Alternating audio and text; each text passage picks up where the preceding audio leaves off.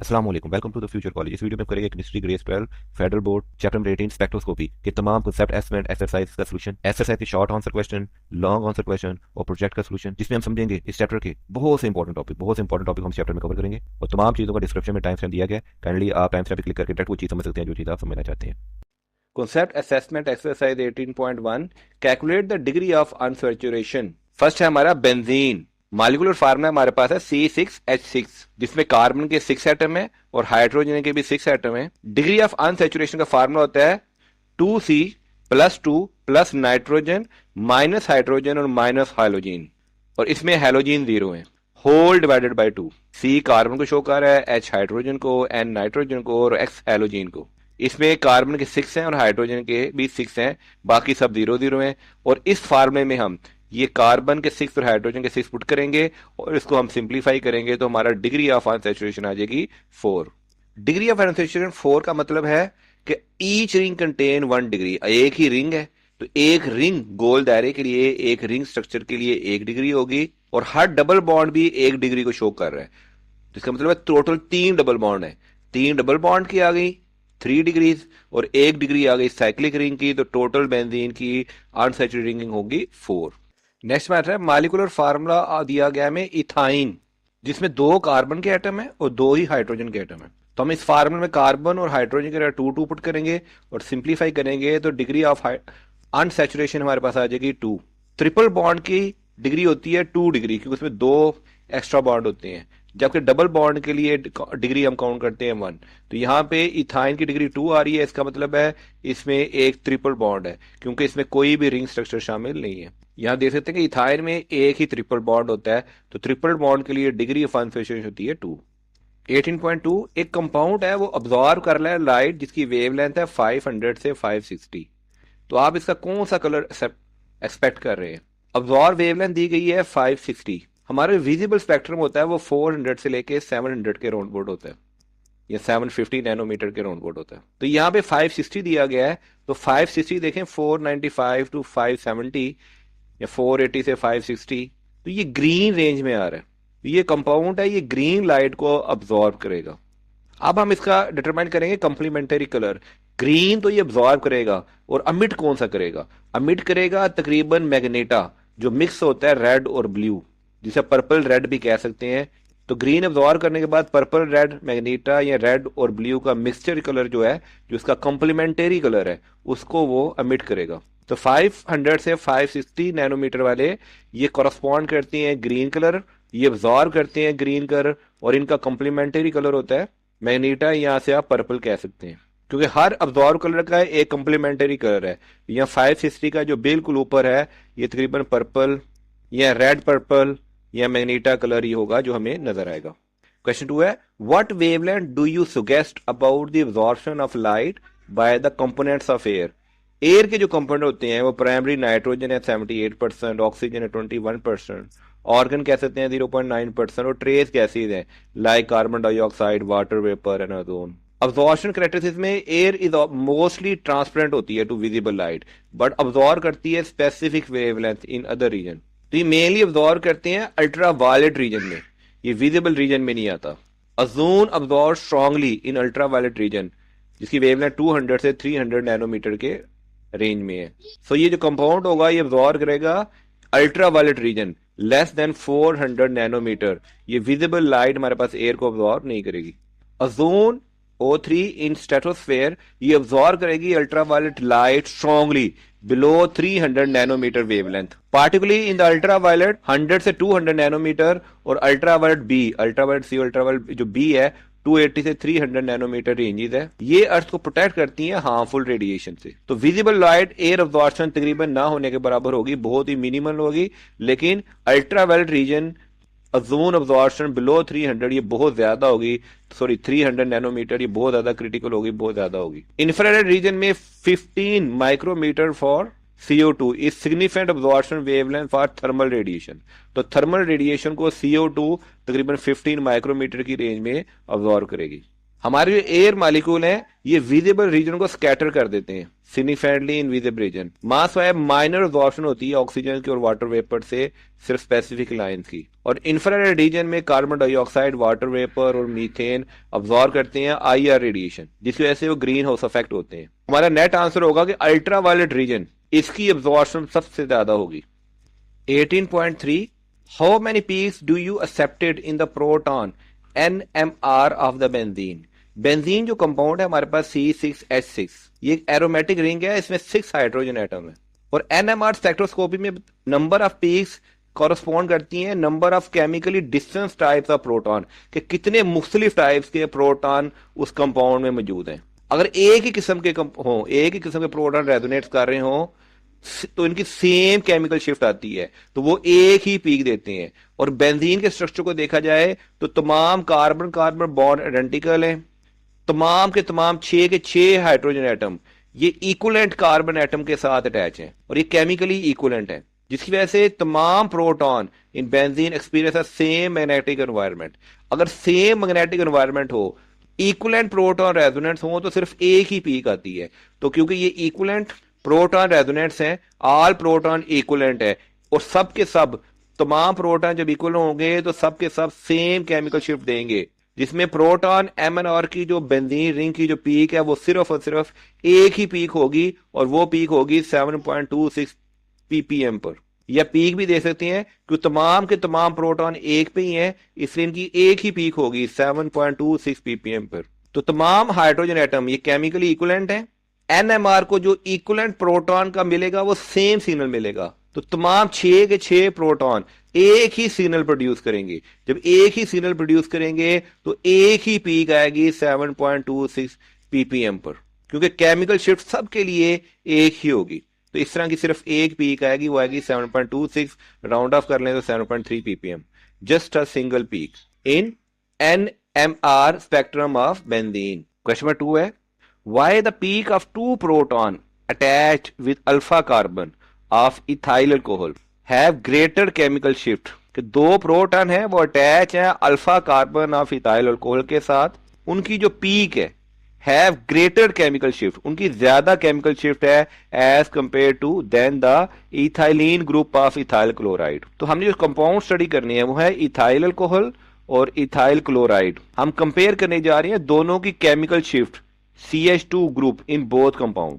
और जो केमिकल शिफ्ट है ये इन्फ्लुएंस होती है by electron density around the proton. अगर इलेक्ट्रॉन डेंसिटी कम हो, लोअर इलेक्ट्रॉन डेंसिटी, ये लीड करती है टू हायर केमिकल शिफ्ट। और वो फैक्टर जो अफेक्ट करते हैं इलेक्ट्रॉन डेंसिटी को, उसमें इंक्लूड है electronegativity of the adjusted atom और डिसशील्डिंग इफेक्ट्स। स्टेप बाय स्टेप सूची में देखें। पहले तो हम आइडेंटिफाई करेंगे ग्रुप्स को। इथाइल अल्कोहल, इथानॉल में CH2 ग्रुप अटैच होता है ऑक्सीजन के साथ, oxygen atom in OH group, जबकि इथाइल क्लोराइड में CH ग्रुप अटैच होता है तो क्लोरीन एटम के साथ। उसके बाद कंपेयर करेंगे इलेक्ट्रोनेगेटिविटी। जो इलेक्ट्रोनेगेटिविटी ऑक्सीजन की है 3.44, क्लोरीन की है 3.16 और कार्बन की इनमें सबसे कम है 2.55। तो ऑक्सीजन इन तीनों में सबसे ज्यादा इलेक्ट्रोनेगेटिव है और ये क्लोरीन से भी ज्यादा इलेक्ट्रोनेगेटिव है। आप देखेंगे क्या इफेक्ट होता है इलेक्ट्रॉन डेंसिटी का। जो ज्यादा इलेक्ट्रोनेगेटिव एटम है, जैसे कि ऑक्सीजन ज्यादा इलेक्ट्रोनेगेटिव है, वो विड्रॉ कर लेता है इलेक्ट्रॉन डेंसिटी को मोर स्ट्रांगली, वो इलेक्ट्रॉन डेंसिटी को अपनी तरफ खींच लेता है फ्रॉम द एडजस्टेड एटम। और इथानॉल में ऑक्सीजन एटम डिसशील्ड कर देता है CO2 प्रोटॉन को more than chlorine does in ethyl chloride. और इसी डिसशील्डिंग कॉज की वजह से जो CH2 प्रोटॉन है इथानॉल में वो एक्सपीरियंस करते हैं लोअर मैग्नेटिक फील्ड। जब बहुत कम मैग्नेटिक फील्ड होती है तो मैग्नेटिक फील्ड इनवर्सली प्रोपोर्शनल होती है केमिकल शिफ्ट के, तो लोअर मैग्नेटिक फील्ड लीड करती है हायर केमिकल शिफ्ट। इसी वजह से इथानॉल की जो पीक है वो तकरीबन 3.7 ppm पे है, ये ज्यादा है as compare to ethyl chloride में जो CH2 की पीक है वो 3.5 ppm पर है। तो इथानॉल CH2 की ग्रेटर केमिकल शिफ्ट होती है क्योंकि ऑक्सीजन एटम ज्यादा इलेक्ट्रोनेगेटिव होता है, वो ज्यादा इलेक्ट्रॉन को अपनी तरफ अट्रैक्ट कर लेता है। लोअर मैग्नेटिक फील्ड होती है एक्सपीरियंस करता है लोअर मैग्नेटिक फील्ड, जिससे हायर केमिकल शिफ्ट हो जाता है। अगर शॉर्ट आंसर देखा जाए तो अल्फा कार्बन इथाइल अल्कोहल में ये डायरेक्टली अटैच होता है ऑक्सीजन के साथ, जो कि बहुत ज्यादा इलेक्ट्रोनेगेटिव होता है। इसकी वजह से डी शील्डेड हो जाते हैं प्रोटॉन, वो ज्यादा इलेक्ट्रॉन को अपनी तरफ अट्रैक्ट कर लेते हैं, जिससे उनकी केमिकल शिफ्ट भी ज्यादा होती है। और क्लोरीन ये कम इलेक्ट्रोनेगेटिव है ऑक्सीजन के मुकाबले में। इसकी डिस शील्डिंग भी स्मॉलर है, इसलिए इसकी CH2 की पीक भी स्मॉल है। इसी वजह से इथाइल अल्कोहल की जो CH2 की पीक्स आती हैं वो थोड़ी बड़ी आती हैं, जबकि इथाइल क्लोराइड में जो पीक्स आती हैं CH2 की वो थोड़ी ऐसे ऐसे पीक्स छोटी आती हैं। CH2 की जो पीक है वो 3.7 ppm पे होगी, और इन इथानॉल और इथाइल क्लोराइड में CH2 की जो पीक होगी वो 3.5 ppm पे होगी। क्वेश्चन नंबर 3 है कि हमें एक हाइड्रोजन NMR कंपाउंड X का स्पेक्ट्रम दिया गया है, और ऑर्गेनिक कंपाउंड है हमारे पास X जिसका हमें स्पेक्ट्रम दिया गया है, जिसका हमें मॉलिक्यूलर फार्मूला भी दिया गया है C4H10O। डिड्यूस करें इसका structure formula by using its hydrogen NMR spectrum. तो इस स्पेक्ट्रम को देखते हुए हमने इसका मॉलिक्यूलर फार्मूला डिड्यूस करना है। पहले तो हम इसकी डिग्री ऑफ अनसैचुरेशन चेक करेंगे। ये हमारा डिग्री ऑफ अनसैचुरेशन का फार्मूला है, इसमें कार्बन और हाइड्रोजन की जगह इसकी वैल्यू पुट करेंगे तो ये आ जाएगा हमारा 0। अगर हमारा डिग्री ऑफ अनसैचुरेशन 0 आ जाए तो इसका मतलब है ये फुली सैचुरेटेड है, इसमें कोई भी रिंग या डबल बॉन्ड या ट्रिपल बॉन्ड प्रेजेंट नहीं है। जिसका मतलब ये कंपाउंड या तो अल्कोहल हो सकता है या ये कंपाउंड ईथर हो सकता है, और एक ओपन चेन कंपाउंड है। अब हम इसकी पीक देखते हैं। अगर हम इसकी पीक देखें तो 1.1 पे और 4.1 के करीब ये इसकी दो पीक्स आ रही है। 1.1 पे 3 लाइनें हैं बड़ी बड़ी, और 4.1 पे ये 4 लाइनें नजर आ रही हैं। तो 1.1 ppm पे ट्रिपलेट है 3 लाइनें हैं, और 4.1 ppm पे ये क्वार्टेट है 4 लाइन है। तो 1.1 ppm ये कॉरस्पॉन्ड करता है 3 हाइड्रोजन मिथाइल ग्रुप को, और 4.1 ppm ये कॉरस्पॉन्ड करता है 2 हाइड्रोजन मिथाइलिन ग्रुप को। ये कैसे? इसके लिए हमारे पास रूल होता है N+1 रूल, ट्रिपलेट सिग्नल ए 3 लाइनों वाला जो 1.1 पे आ रहा है। तो N+1 रूल लगाएंगे। ये इंडिकेट कर रहा है proton are adjacent to 2 equivalent proton. तो N+1 इज इक्वल टू 3, और इसमें 3 पीक्स आ रही हैं। अब यहां देख भी सकते हैं, यहां पे हमारे पास 3 पीक्स आ रही हैं, और उसी N+1 रूल में दूसरी जगह हमारे पास 4 पीक्स आ रही हैं। जहां हमारी 3 पीक्स आ रही हैं तो इसका मतलब है N की वैल्यू 2 होगी। थोड़ा जनरल इंफॉर्मेशन में देख सकते हैं कि CH3 की जो पीक होती है ये ट्रिपलेट होती है, 3 लाइनें आती हैं, एक बड़ी लाइन और 2 छोटी लाइनें। तो CH3 की ट्रिपलेट पीक्स होती हैं, और CH2 की क्वार्टेट 4 पीक्स होती हैं, एक छोटी फिर उससे बड़ी फिर एक बहुत बड़ी और एक उससे भी बड़ी। और OH की सिंगलेट पीक होती है। तो इस तरह की पीक शो करती हैं कि आपका कौन सा कंपाउंड है। OH की सिंगलेट, CH2 की क्वार्टेट और CH3 की ट्रिपलेट। यहां पे सिर्फ हमारे पास ओनली 2 सिग्नल आ रहे हैं। ये शो कर रहे हैं कि सिर्फ 2 टाइप्स ऑफ हाइड्रोजन के ग्रुप मौजूद हैं। 2 सिग्नल का मतलब है 2 टाइप के सिर्फ हाइड्रोजन के ग्रुप मौजूद हैं। और यहाँ पे C4 है, टाइप्स 2 हैं, तो इसका मतलब है एक CH2 टाइप होगी जो 2 दफा रिपीट हो रही है, और एक CH3 टाइप होगी वो भी 2 दफा रिपीट हो रही है। क्योंकि टोटल जो ग्रुप्स हैं सिग्नल के हमें वो सिर्फ 2 मिल रहे हैं। This show that there are 2 identical ethyl group are present। 2 identical ethyl group present है, और हर ग्रुप जो है वो 2-2 दफा आ रहा है। CH2 भी 2 दफा आ रहा है, और CH3 भी 2 दफा आ रहा है। और ट्रिपलेट सिग्नल ए जो आ रहा है हमारे पास, ये इंडिकेट कर रहा है proton at adjacent to 2 equivalent proton. देखिए N+1 रूल, 2+1, तो यहाँ पे 3 पीक्स आपको नजर आ रही होंगी। यहाँ पे आपको 3 पीक्स नजर आ रही हैं। ये शो कर रहा है कि CH3 ग्रुप प्रेजेंट है, और इसके साथ CH2 ग्रुप प्रेजेंट है। और सिग्नल बी इंडिकेट कर रहा है proton at adjacent to 3 equivalent proton. इसमें भी N+1 रूल लगेगा, ये 3+1 4 पीक्स। तो यहाँ पे आपको 4 पीक्स नजर आ रही होंगी। तो ये 4 पीक्स शो कर रही है कि CH2 ग्रुप प्रेजेंट है, और इसके साथ CH3 ग्रुप प्रेजेंट है। तो सिग्नल ए 1.1 ppm पे ये टिपिकल होता है अल्काइल ग्रुप के लिए, CH3 प्रोटॉन्स के लिए इन एथाइल ग्रुप CH3। और सिग्नल बी 4.1 ppm पे डाउनफील्ड हाइट सिग्मा कंपेयर होता है टिपिकली CH2 प्रोटॉन के लिए। ये 4.1 आमतौर पे CH2 प्रोटॉन के लिए होता है, और 1.1 आमतौर पे CH3 प्रोटॉन्स के लिए होता है। This shielding indicate CH2 group is directly attach to an electronegative atom of oxygen. CH2 group है वो डायरेक्टली अटैच है किसी इलेक्ट्रोनेगेटिव ऑक्सीजन एटम के साथ। तो CH2 डायरेक्टली अटैच होगा किसी ऑक्सीजन एटम के साथ दोनों साइड से। जिसका मतलब है ये इथाइल ग्रुप CH2 जो शिफ्ट CH2 4.1 ppm पे है, ये बॉन्डेड है विद ऑक्सीजन। लेकिन CH2 के तो हमारे पास दो इथाइल ग्रुप हैं, इसका CH2 दोनों साइड से बॉन्डेड है। Oxygen must be connected to two ethyl group, satisfy the formula. तो CH2 दोनों साइड से, ऑक्सीजन दोनों साइड से CH2 के साथ अटैच है, तो ये डाई इथाइल ईथर बन जाएगा। Assessment exercise 18.4, how many peaks do you expected in NMR spectrum of acetone, if it is a single peak describe the reason. कि आप NMR स्पेक्ट्रम में एसीटोन की कितनी पीक एक्सपेक्ट कर रहे हैं, तो अगर इसकी एक ही पीक आ रही है तो इसकी रीजन क्या होगी। एसीटोन का फार्मूला होता है CH3COCH3।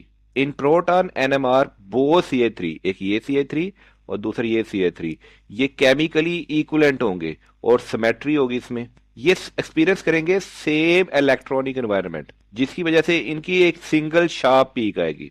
अगर हम बुक में देखें तो ये स्प्लिट हुआ है 3 कार्बन एटम में, CH3C डबल बॉन्ड और CH3। तो स्पेक्ट्रम शो करेगा 2 peaks, both methyl carbon are identical. यहाँ पे CH3 और CH3 दोनों आइडेंटिकल हैं, ये बैटर शील्डेड है, जिस वजह से इसकी जो पीक है वो 30.8 के राउंड अबाउट आएगी।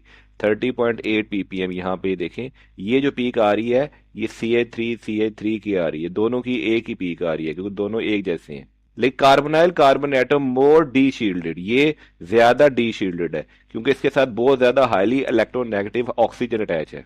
तो इसकी पीक होगी 206 ppm पे। यहाँ पे देखें इसकी पीक होगी 206 ppm पे due to attachment of highly electronegative oxygen atom. तो इसकी दो पीक्स होंगी, एक यहाँ पे CH3 की और एक डबल बॉन्ड O के साथ हाईली इलेक्ट्रोनेगेटिव एटम के साथ एक यहाँ पे जो तकरीबन 206 ppm पे है। तो दो पीक्स आएंगी, एक ये वाली और एक ये वाली। तो इसकी दो पीक्स होंगी, 1 फॉर 2 इक्विवेलेंट मिथाइल कार्बन एक यहाँ पे और 1 फॉर कार्बोनाइल कार्बन जो तकरीबन 206 पे आएगी। थोड़ा जनरल इंफॉर्मेशन में देख सकते हैं कि CH3 की जो पीक होती है ये ट्रिपलेट होती है, 3 लाइनें आती हैं, एक बड़ी लाइन और 2 छोटी लाइनें। जैसे यहाँ पे हमने 18.3 असेसमेंट के आखिरी क्वेश्चन में देखा था, तो CH3 की ट्रिपलेट पीक्स होती हैं और CH2 की क्वार्टेट 4 पीक्स होती हैं, एक छोटी फिर उससे बड़ी फिर एक बहुत बड़ी और एक उससे भी बड़ी। और OH की सिंगलेट पीक होती है। तो इस तरह की पीक शो करती हैं कि आपका कौन सा कंपाउंड है। OH की सिंगलेट, CH2 की क्वार्टेट और CH3 की ट्रिपलेट।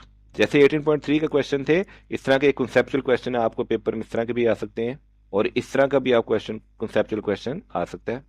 इस तरह आपको डिफरेंट पीक्स दी जा सकती हैं और पूछा जा सकता है। क्वेश्चन नंबर 2 है, what would be the difference between the proton NMR spectrum of ethyl alcohol and ethyl chloride. Proton MNR spectrum में अल्कोहल और इथाइल क्लोराइड के स्पेक्ट्रम में क्या डिफरेंस है। Why is the chemical shift of OH proton in alcohol is greater? Alcohol में जो केमिकल shift होती है OH प्रोटॉन की वो ज्यादा क्यों होती है। इथाइल अल्कोहल में CH3CH2OH ये शो करता है 3 टाइप्स ऑफ प्रोटॉन, एक OH का, एक CH2 का और एक CH3 का। CH3 CH2 और OH तीनों टाइप के इसमें प्रोटॉन मिल जाते हैं। इसका मतलब है इसमें 3 टाइप्स ऑफ पीक मिलेंगी, तीनों डिफरेंट पीक्स मिलेंगी। यहां भी दे सकते हैं CH3 CH2 और OH, इसकी हमें 3 पीक्स मिलती हैं, 1 2 3। तो 3 डिफरेंट पीक्स मिलती हैं इसमें, एक CH3 की ट्रिपलेट, एक CH2 की क्वार्टेट और एक OH की सिंगलेट। और इथाइल क्लोराइड CH3CH2Cl इसमें कोई भी OH प्रोटॉन नहीं होता, इसलिए इसकी हमें सिर्फ 2 पीक्स मिलती हैं, एक CH3 की और एक CH2 की, एक ट्रिपलेट और एक क्वार्टेट। दूसरा क्वेश्चन है, what is the chemical shift of OH proton in alcohol is greater. Sorry, why chemical shift OH proton की अल्कोहल में ग्रेटर होती है। Chemical shift of OH proton is greater because OH bond is highly polar. वो इसलिए होती है कि OH का जो बॉन्ड है वो बहुत ज्यादा पोलर होता है। द प्रोटॉन जो होता है वो डी शील्डेड होता है और ये अट्रैक्ट करता है, अब्जॉर्ब करता है higher density down field as compare to CH3 और CH2। इस वजह से इसकी वैल्यू भी देखें काफी ज्यादा आगे जाके आ रही है, यहाँ पे आ रही है। तो कार्बन एटम जो अटैच होता है ऑक्सीजन के साथ ये हाईली डी शील्डेड होता है, तो ये रिप्रेजेंट करता है हायर केमिकल शिफ्ट और ये अपीयर होता है तकरीबन 58 ppm पे। ये कार्बन देखें, ये हाईली इलेक्ट्रोनेगेटिव ऑक्सीजन के साथ अटैच होता है, इसलिए इसकी जो पीक बन रही है तकरीबन 58 ppm पे बन रही है। और दूसरा जो कार्बन है मिथाइल कार्बन CH3, ये सैडली एक्सपीरियंस करता है इंडक्टिव इफेक्ट, ये ज्यादा शील्ड होता है और इसकी पीक तकरीबन 18 ppm पे बनती है। सिमिलर इसी तरह OH chemical shift of OH proton ये ग्रेटर होती है बिकॉज OH बॉन्ड भी जो होता है हाईली पोलर होता है एंड प्रोटॉन डी शील्डेड होता है एज कम्पेयर टू CH3 और CH2। तो जैसे हम बता चुके हैं इथाइल अल्कोहल का फार्मूला, इथाइल क्लोराइड का फार्मूला, इथानोल में 3 सेट होते हैं प्रोटॉन के, OH, CH2 और CH3, जबकि इथाइल क्लोराइड में सिर्फ 2 सेट होते हैं, CH2 और CH3। अब इनके केमिकल शिफ्ट की डिफरेंसेस देखते हैं। OH proton in ethanol, OH proton appear as the broad signal at 1 to 5 ppm पे इसकी केमिकल शिफ्ट आ देती है, variable due to hydrogen bonding and exchange. जब CH2 की जो केमिकल शिफ्ट है वो 3.7 ppm पे आती है, ये डी शील्डेड हो जाता है बाय इलेक्ट्रोनेगेटिव ऑक्सीजन। और इथाइल क्लोराइड में शिफ्ट आती है 3.5 ppm, ये डी शील्डेड होता है by chlorine but less than oxygen. और CH3 ग्रुप में इथानोल की शिफ्ट आती है 1.2 ppm पे, जबकि इथाइल क्लोराइड की शिफ्ट आती है 1.5 ppm पे। क्यों OH प्रोटॉन की ग्रेटर केमिकल शिफ्ट होती है? Chemical shift increase with decrease of electron density around the proton, यानी कि D shielding. Oxygen is highly electronegative, 3.44 ये पॉली स्केल पे है, ये विड्रॉ कर लेता है इलेक्ट्रॉन की density from the OH bond. Additionally hydrogen bonding alcohol further deshield the OH proton, shifting it to downfield. तो इथानोल शो करता है एक्स्ट्रा पीक, 3 पीक शो करता है OH प्रोटॉन की वजह से।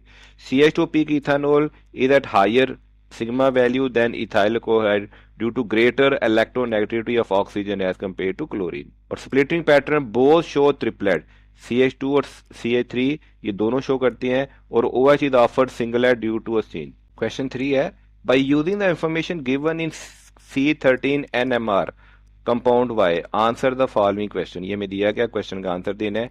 How many carbon atom are present in compound Y, इसमें कितने कार्बन एटम प्रेजेंट है? क्वेश्चन वन है, how many carbon atom are present in compound Y। C13 NMR में each unique carbon atom give separate peak, यानी कि जितनी separate peaks आएंगी उतने ही कार्बन एटम्स के एनवायरमेंट्स होंगे। तो यहाँ पे देखें 1, 2 और 3, there are 3 main distance carbon 13 signal, 3 main different carbon signal आ रहे हैं। This mean that there is 3 different carbon environment, 3 मुख्तलिफ कार्बन एनवायरमेंट्स हैं। दूसरा क्वेश्चन है, which value is the CH3 carbon. जैसे हम जानते हैं कि अल्फाबेटिक CH3 कार्बन ये कॉमनली अपीयर होता है बिटवीन 0 से 20 ppm। CH3 जो कार्बन होता है ये 0 से 20 ppm के राउंड बोर्ड अपीयर होता है। तो 0 से 20 ppm के राउंड बोर्ड हमारे पास ये वाली पीक आ रही है। तो CH3 यानी कि मिथाइल की जो शिफ्ट है वो 8.9, यहाँ पे क्वेश्चन में दिया हुआ है 8.9 के राउंड बोर्ड आ रही है। यहाँ भी आप देख सकते हैं 8.9 के राउंड आ रही है, ये CH3 की है। नेक्स्ट क्वेश्चन है, अगर एक कार्बन डायरेक्टली अटैच हो जाए 2 ऑक्सीजन एटम के साथ तो what is it's chemical shift. अगर एक कार्बन एटम बॉन्ड हो 2 ऑक्सीजन एटम के साथ, जैसे carbonyl carbon COOH, resonate down field, वो डाउन फील्ड की तरफ रेजोनेट होगा। It show carbonyl signal around 165 से 185। तो COOH double carbon carbonyl carbon तकरीबन 165 और 185 ppm के राउंड बॉडी सिग्नल शो करता है। तो 165 से 185 के दरमियान जो सिग्नल मिल रहा है हमें वो ये वाला सिग्नल मिल रहा है 181.5। तो 181.5 ppm ये करेक्टरिस्टिक करता है कार्बोक्सिलिक एसिड या इसके डेरिवेटिव्स। डी है, possible structure of compound Y M74AMU। इसका पॉसिबल कंपाउंड है प्रोपानोइक एसिड CH3 CH2 और COOH। देखे ना, CH3 CH2 और COOH 3 पीक्स मिल रही हैं, और इनका जब हम मॉलिक्यूलर मास कैलकुलेट करते हैं तो वो भी 74 AMU ही आ जाता है। 3 डिफरेंट टाइप्स ऑफ कार्बन और इनका मॉलिक्यूलर मास भी कैलकुलेट करें तो 74 ही आ जाता है। इससे हम इसका पॉसिबल स्ट्रक्चर फाइंड कर सकते हैं इन 3 पीक से। Assessment 18.5, how many types of carbon atom are present in ethoxy ethane, जिसको डाई इथाइल ईथर भी कहते हैं। और साथ में ड्रॉ करें इसका approximate CNMR spectrum of this molecule taking help with the given table chemical shift. जैसे हम जानते हैं इथिऑक्सी इथेन का स्ट्रक्चर फॉर्म होता है CH3 CH2 oxygen CH2 CH3, और इसमें 2 टाइप्स ऑफ कार्बन मौजूद हैं, एक CH3 के 2 हैं और एक CH2 के 2 हैं। तो इसका मतलब है हमें 2 पीक्स मिलेंगी। कार्बन 13 NMR स्पेक्ट्रम में each unique carbon atom molecule give separate peak, हर unique carbon atom separate peak देता है। ये CH3 वाला सेपरेट पीक देगा और CH2 वाला सेपरेट पीक देगा। इससे उसकी हमें सिमेट्री देखनी पड़ती है। Symmetric carbon are equivalent and give 1 peak, जो सिमेट्रिक कार्बन है जैसे CH3 और CH3 ये इक्वलेंट होते हैं, तो ये दोनों CH3 जो हैं वो एक ही पीक देंगे और ये दोनों CH2 भी एक ही पीक देंगे। और इथी ऑक्सी इथेन में 2 मिथाइल कार्बन है are equivalent 1 peak and 2 methylene carbon attached to the oxygen are equivalent give 1 peak। तो there are 2 types of carbon atom होंगे NMR में, शो 2 peaks, इसकी 2 peak शो होंगी। 1 for methyl carbon जो होगी तकरीबन 10 से 20 ppm के दरमियान, 10 से 20 ppm के दरमियान ये CH3 मिथाइल मिथाइल की पीक यहाँ पे देंगे। और एक होगी methylene CH2 carbon bonded oxygen की पीक जो 50 से 60 ppm के दरमियान होगी। तो ये हमारा इस तरह के आप स्ट्रक्चर बना सकते हैं, इसमें 2 पीक्स आप शो कर सकते हैं। क्वेश्चन 2 है what are the chemical shifts in carbon 13 NMR spectrum how much greater as compare to hydrogen NMR। Chemical shift जो कार्बन NMR की होती है वे मच बिगर होती है as compare to proton NMR। तो कार्बन NMR की केमिकल शिफ्ट की रेंज होती है about 200 ppm depending on environment and carbon atom. For example carbonyl carbon ये बहुत ज्यादा मोर डी शील्ड होता है, तो ये शो करता है peak about 206 ppm in acetone में, जैसे हम देख के आए थे। ये एसीटोन में हमने पीक देखी थी कि 206.6 पे इसकी पीक आ रही थी, जबकि मिथाइल कार्बन की अपीयर होती है तकरीबन 30 ppm पे। Therefore carbon 13 value cover much wider ppm scale as compare to proton value hydrogen 1 value. तो केमिकल शिफ्ट जो होती है कार्बन MRR की ये बहुत ज्यादा ग्रेटर होती है as compare to proton NMR की। अब हम करेंगे एक्सरसाइज के MCQs। MCQ नंबर 1 है spectroscopy is a technique in which matter interact with. तो स्पेक्ट्रोस्कोपी एक ऐसी टेक्निक होती है जिसमें मैटर इंटरेक्ट करता है लाइट के साथ, option A. Spectroscopy is a study how matter interact करता है विद इलेक्ट्रोमैग्नेटिक रेडिएशन। तो स्पेक्ट्रोस्कोपी तो कहते ही है कि मैटर की इंटरेक्शन विद इलेक्ट्रोमैग्नेटिक रेडिएशन, या इलेक्ट्रोमैग्नेटिक रेडिएशन को हम यहाँ पे लाइट भी कह सकते हैं। यहाँ पे अब हाइड्रोजन गैस और NaCl की स्पेक्ट्रोस्कोपी दे सकते हैं कि कैसे मैटर इंटरेक्ट कर रहा है इलेक्ट्रोमैग्नेटिक रेडिएशन से और हमें लाइन स्पेक्ट्रम या कंटिन्यूस स्पेक्ट्रम मिल रहा है। इस प्रोसेस को हम कहते हैं स्पेक्ट्रोस्कोपी। यहाँ पे देख सकते हैं लाइट सोर्स लेंस से गुजारा, हमने ग्रेडिंग की, वेवलेंथ सिलेक्टर किया, फिर सैंपल लिया और सैंपल में से हमने लाइट और मैटर को इंटरेक्ट किया और डिटेक्टर ने फिर इसका स्पेक्ट्रम डिटेक्ट किया। इलेक्ट्रोमैग्नेटिक रेडिएशन में सिर्फ लाइट इन्वॉल्व नहीं होती, इसमें radio wave, microwave, infrared, ultraviolet, X rays और गैमा रेज भी इन्वॉल्व होती हैं। इसके अलावा डिफरेंट हमारे पास स्पेक्ट्रोस्कोपिक टेक्निक्स हैं जिसमें यूवी विजुअलाइजेशन है, इंफ्रारेड है, NMR है, और कुछ टेक्निक जिसमें NMR में हम इन्वॉल्व करती है मैग्नेटिक फील्ड, लेकिन प्राइमरी इंटरेक्शन में radio wave form of light भी शामिल होती है। एग्जाम्पल में आप ले सकते हैं ultraviolet visible spectroscopy, molecule absorb करते हैं अल्ट्रावायलेट या विजिबल लाइट जिस वजह से इलेक्ट्रॉनिक ट्रांजिशन होती है। फिर IR इंफ्रारेड स्पेक्ट्रोस्कोपी है, मॉलिक्यूल इसमें इंफ्रारेड लाइट को अब्जॉर्ब करते हैं जिससे वाइब्रेशनल ट्रांजिशन होती हैं। फिर NMR स्पेक्ट्रोस्कोपी है, न्यूक्लियर अब्जॉर्ब करते हैं radio wave under a magnetic field. NMR nuclear magnetic resonance spectroscopy, इसमें ये मैग्नेटिक कंट्रोलर है, ये हमारी सैंपल ट्यूब है, ये रेडियो फ्रिक्वेंसी ट्रांसमीटर है, इसमें भी रेडियो फ्रिक्वेंसी ट्रांसमिट करेगा, मैग्नेटिक फील्ड इंटरेक्ट करेगी और इसमें जो न्यूक्लियर अब्जॉर्ब करेंगे रेडियो वेव से जो इफेक्ट आएंगे वो डिटेक्टर डिटेक्ट करेगा और उससे हमारे पास एक स्पीक्स मिलेंगी। MCQ नंबर 2 है कौन सी टेक्निक यूज होती है डिटेक्ट कॉन्जुगेशन इन अनसैचुरेटेड हाइड्रोकार्बन। तो ये है UV visible spectroscopy. UV visible spectroscopy देख सकते हैं, लाइट सोर्स है, हमने उसे मोनोक्रोमेटिक किया, फिर सैंपल में से गुजारा और फिर डिटेक्टर ने डिटेक्ट कर लिया। तो कॉन्जुगेशन का मतलब है alternating signals and multiple bonds like carbon carbon के डबल या सिंगल बॉन्ड जो क्रिएट करते हैं delocalise pi electron system. ये लोअर एनर्जी रिक्वायर्ड होती है for electronic transitions. Conjugate system absorb करते हैं ultraviolet visible region due to क्यों pi bonding, pi anti bonding transition हो जाती है। The more standard to conjugation longer the wavelength absorb light bathochromic shift. तो UV visual spectroscopy directly measure करता है इन absorption को, जो प्रोवाइड करता है एविडेंस ऑफ कॉन्जुगेशन। NMR भी इनडायरेक्ट क्लूज तो देता है लेकिन नॉट स्पेसिफिक फॉर कॉन्जुगेशन। और मैस स्पेक्ट्रोस्कोपी ये डिटरमाइन करती है मॉलिक्यूलर वेट एंड फ्रेगमेंट्स, ये कॉन्जुगेशन नहीं करती। तो IR स्पेक्ट्रोस्कोपी आइडेंटिफाई करती है फंक्शनल ग्रुप को, बॉन्ड्स की टाइप को, ये भी स्पेसिफिकली कॉन्जुगेशन नहीं करती। एग्जाम्पल देखें बेंजीन का कॉन्जुगेटेड रिंग होता है तो ये अब्जॉर्ब करता है 260 नैनोमीटर, जबकि 13 ब्यूटाडाइन ये कॉन्जुगेट डाइन है, ये अब्जॉर्ब करता है 217 nanometre. Wavelength. Answer number 3, colour compound absorb in wavelength between. तो कलर कंपाउंड की जो वेवलेंथ है ये 400 नैनोमीटर से शुरू होकर तकरीबन 700 नैनोमीटर तक जाती है। 400 से थोड़ा सा 400 से प्लस माइनस कर सकते हैं, तो 700 या 750 तक, तो 700 750 तक जाती है। इसलिए कलर कंपाउंड जो वेवलेंथ अब्जॉर्ब करेंगे वो 400 से, बेस्ट ऑप्शन हमारे पास 800 है। कुछ बुक्स में 400 to 600 भी दिया गया है, लेकिन हम बेस्ट ऑप्शन की तरफ जाएंगे जो है 400 से 800 नैनोमीटर। तो कलर कंपाउंड अब्जॉर्ब करते हैं स्पेसिफिक वेवलेंथ, जिसे हम विजिबल लाइट कहते हैं, जो 400 से 800 नैनोमीटर के अराउंड रूट है। 400 नैनोमीटर वायलेट है और 800 नैनोमीटर रेड है। बाकी ऑप्शन है वो हमारे करेक्ट नहीं है। IR spectroscopy is use to detect. तो IR spectroscopy functional group detect करने के लिए यूज होती है। ये आईआर स्पेक्ट्रोस्कोपी की इंस्ट्रूमेंटेशन देख सकते हैं। इसमें हम किसी भी कंपाउंड सैंपल के फंक्शनल ग्रुप डिटेक्ट करते हैं।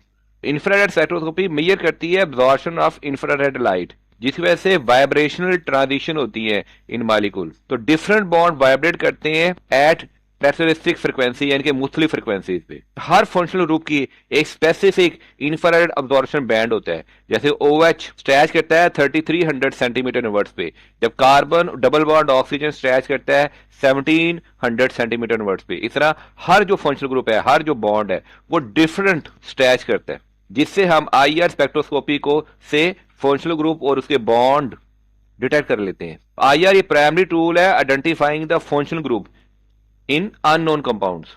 बाकी ऑप्शन हमारे ठीक नहीं है, उसकी रीजन दी है। एग्जाम्पल देखते हैं कि स्ट्रॉन्ग पीक, अगर 700 सेंटीमीटर इनवर्स पे हमें स्ट्रॉन्ग पीक मिले तो इसका मतलब है कि कार्बोनाइल ग्रुप है, कार्बन का डबल बॉन्ड है ऑक्सीजन के साथ। और 3300 सेंटीमीटर इनवर्स पे अगर हमें स्ट्रॉन्ग बॉन्ड ब्रॉड पीक मिले तो इसका मतलब है अल्कोहल का OH ग्रुप है या कार्बोक्सिलिक एसिड में OH ग्रुप है। ये पीक हमें यहां पे नजर आ जाती है और यहाँ पे हमने मार्किंग की होती है, पीक्स नजर आ जाती हैं। यहाँ भी ऐसे सेंटीमीटर वर्स वेवलेंथ पे मुख्तलिफ पीक्स नजर आ रही हैं। ये मुख्तलिफ पीक्स मुख्तलिफ किस्म के बॉन्ड्स और मुख्तलिफ किस्म के फंक्शनल ग्रुप को शो कर रही हैं। यहाँ भी आप देख सकते हैं सेंटीमीटर इनवर्स में मुख्तलिफ पीस नजर आ रही हैं। कार्बन नाइट्रोजन की पीक ऐसी होगी, कार्बन हाइड्रोजन की पीक ऐसी होगी, ऑक्सीजन हाइड्रोजन की पीक ऐसी होगी, कार्बन का ट्रिपल बॉन्ड नाइट्रोजन के साथ होगा तो फिर हमें क्या कहाँ पे पीक मिलेगी, फिर यहाँ पे पीक मिलेगी। कार्बन ऑक्सीजन कार्बन नाइट्रोजन की हमें कहाँ पीक मिलेगी। अब ये देखें यहाँ पे हमें पीक मिल रही है, तो इसका मतलब कार्बन ने नाइट्रोजन के साथ डबल बॉन्ड बनाया हुआ है। इस तरह मुख्तलिफ पीक्स मुख्तलिफ बॉन्ड्स को शो करती हैं। ये होता है इंफ्रारेड स्पेक्ट्रम ग्राफ और इसमें मुख्तलिफ वेवलेंथ होती हैं, सेंटीमीटर वर्ड्स में मुख्तलिफ पीक्स मिलती हैं। उन पीक्स को हम कंपेयर कर लेते हैं और हमें पता चल जाता है कि कौन से कंपाउंड में कौन कौन से बॉन्ड या कौन कौन से फंक्शनल ग्रुप मौजूद हैं। MCQ 5, which radiation is used in NMR spectroscopy. NMR spectroscopy में बताया था रेडियो फ्रिक्वेंसी ट्रांसमीटर लगा हुआ है। रेडियो फ्रिक्वेंसी ट्रांसमीटर से हम NMR स्पेक्ट्रोस्कोपी करते हैं, तो हमारा करेक्ट ऑप्शन होगा radio waves. Nuclear magnetic resonance spectroscopy involve होती है प्लेसिंग न्यूक्लियाई इन स्ट्रॉन्ग मैग्नेटिक फील्ड। हमारा जो न्यूक्लियस है या सैंपल है उसे एक स्ट्रॉन्ग मैग्नेटिक फील्ड में हम प्लेस करते हैं और उसे इरेडिएशन करते हैं विद द रेडियो फ्रिक्वेंसी। तो रेडियो फ्रिक्वेंसी ट्रांसमीटर से उसको इरेडिएट करते हैं, जिस वजह से स्पिन फ्लिपिंग होती है और उस स्पिन फ्लिपिंग को, उस प्रोसेस को हम यहाँ पे डिटेक्ट करते हैं। Radio wave have low energy और long wavelength suitable for exciting nuclear spin. तो न्यूक्लियर स्पिन को एक्साइट करने के लिए लो एनर्जी और लॉन्ग वेवलेंथ की रेडियो वेव बहुत ज्यादा सुटेबल होती है। टिपिकली NMR फ्रिक्वेंसी जो होती हैं वो मेगाहर्ट्ज में होती हैं, 300 से 900 मेगाहर्ट्ज। बाकी ऑप्शन हमारे ठीक नहीं है। एग्जांपल ले लेते हैं कि 400 megahertz NMR instrument, radio wave eight 400 megahertz use होता है टू प्रोब प्रोटॉन न्यूक्लियाई। तो प्रोटॉन न्यूक्लियाई की न्यूक्लियर स्पिन को साइड करने के लिए हम 400 मेगाहर्ट्ज NMR इंस्ट्रूमेंट यूज करते हैं, जिसमें हम रेडियो वेव देते हैं 400 मेगाहर्ट्ज। MCQ नंबर 6 है विच bond show greater chemical shift in one hydrogen NMR। तो सबसे ज्यादा ग्रेटर केमिकल शिफ्ट शो करता है OH alcohol. Chemical shift measure how much proton is deshielded for magnetic field due to electron withdrawal. Higher electronegativity will lead to greater deshielding and higher chemical shift. अगर higher electronegativity होगी तो ज्यादा deshielding होगी और ज्यादा ही chemical shift होगा। Electronegativity का ऑर्डर भी दे सकते हैं, ऑक्सीजन की सबसे ज्यादा है, नाइट्रोजन उसके बाद, कार्बन उसके बाद और सिलिकॉन सबसे उनमें सबसे कम। तो ऑक्सीजन विड्रॉ करता है more electron density in OH बॉन्ड, deshielding the proton leading to higher chemical shift. तो OH 0.5 से 5 ppm होती है अल्कोहल में और 10 to 13 ppm होती है कार्बोक्सिलिक एसिड में। बाकियों में आपको देखें इसकी ppm दी गई है। तो hydrogen bond in OH can further increase the chemical shift. Example ले लें कि इथानॉल में OH प्रोटॉन ये केमिकल शिफ्ट करता है 2 to 5 ppm और ये ब्रॉड होती है, लेकिन एसिटिक एसिड में OH प्रोटॉन ही होती है 11 to 12 ppm। अब हम करेंगे एक्सरसाइज के short answer question, question number 2 के तमाम पार्ट्स। पार्ट 1 है right basic principle of IR spectroscopy.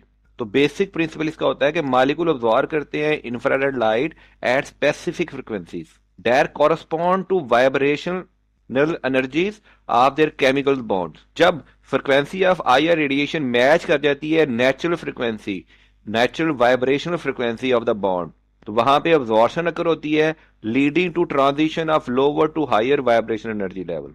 यहां पे देख सकते हैं लोअर एनर्जी लेवल से ट्रांजिशन हो जाती है higher energy level, vibration excited state. ये था वाइब्रेशन ग्राउंड स्टेट और ये वाइब्रेशन एक्साइटेड स्टेट में ये ट्रांसफर, इनके ट्रांसफर हो जाते हैं, ट्रांजिशन हो जाती है।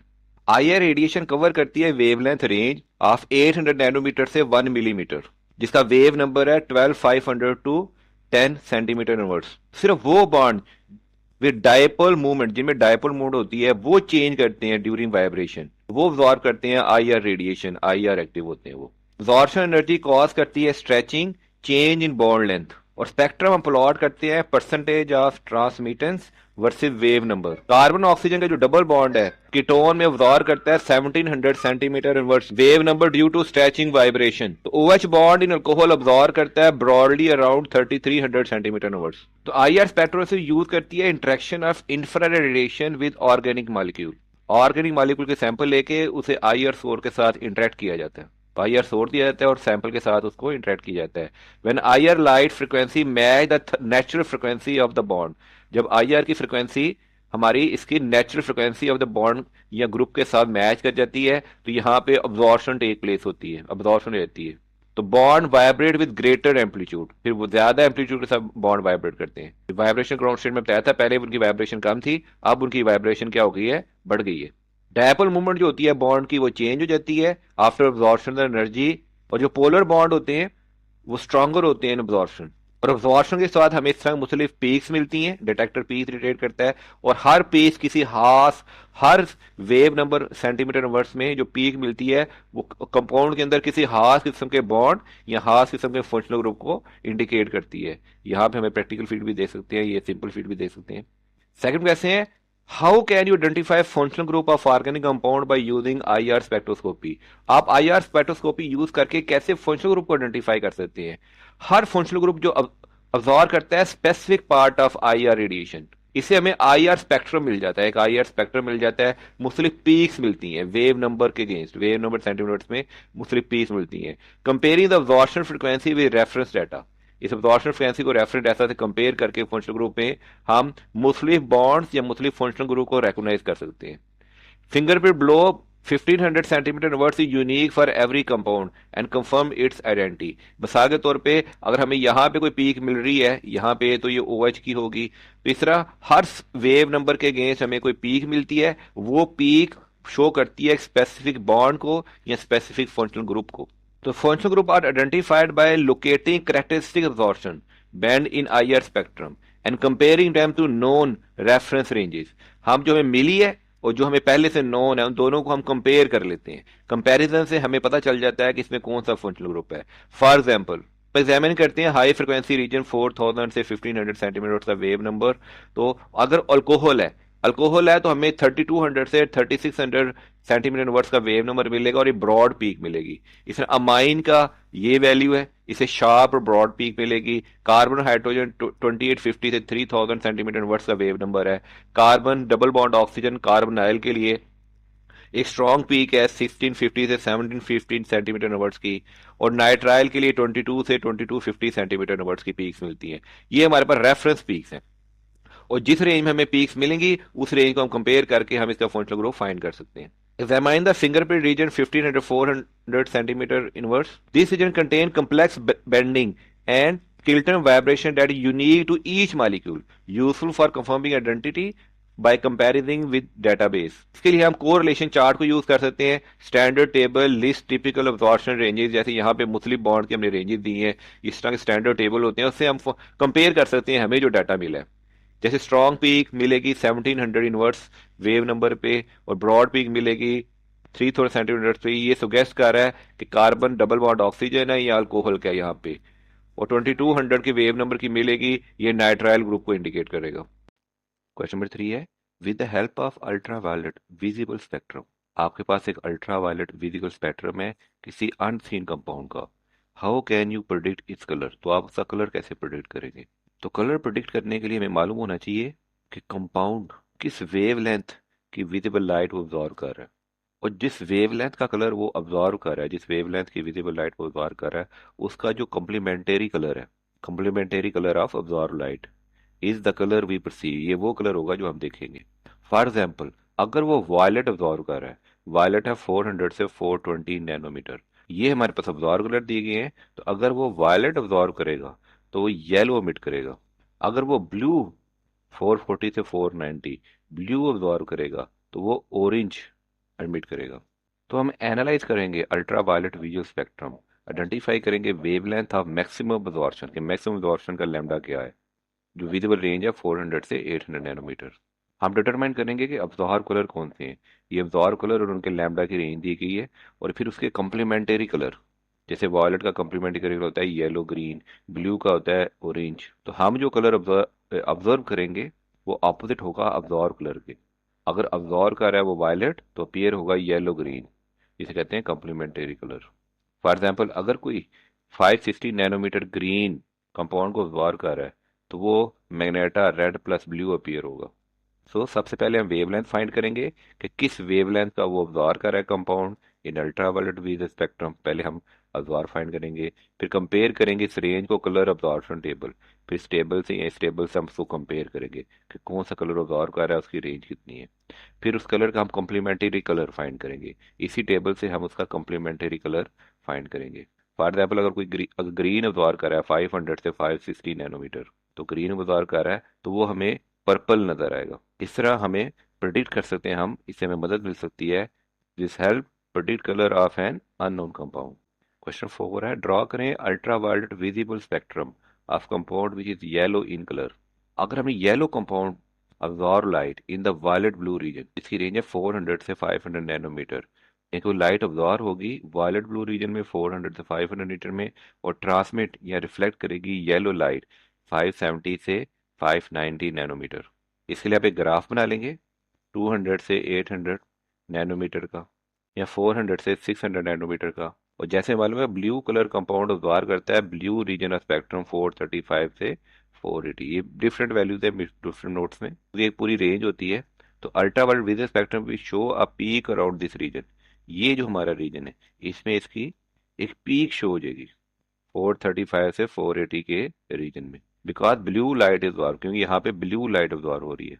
अगर ब्लू लाइट अब्जॉर्व हो रही है तो येलो एमिट होगी ना, तो इसका कम्प्लीमेंट्री कलर होगा yellow, is transmitted and seen by our eyes. अगर वो ब्लू अब्जॉर्व कर रहे हैं तो येलो वो एमिट करेंगे।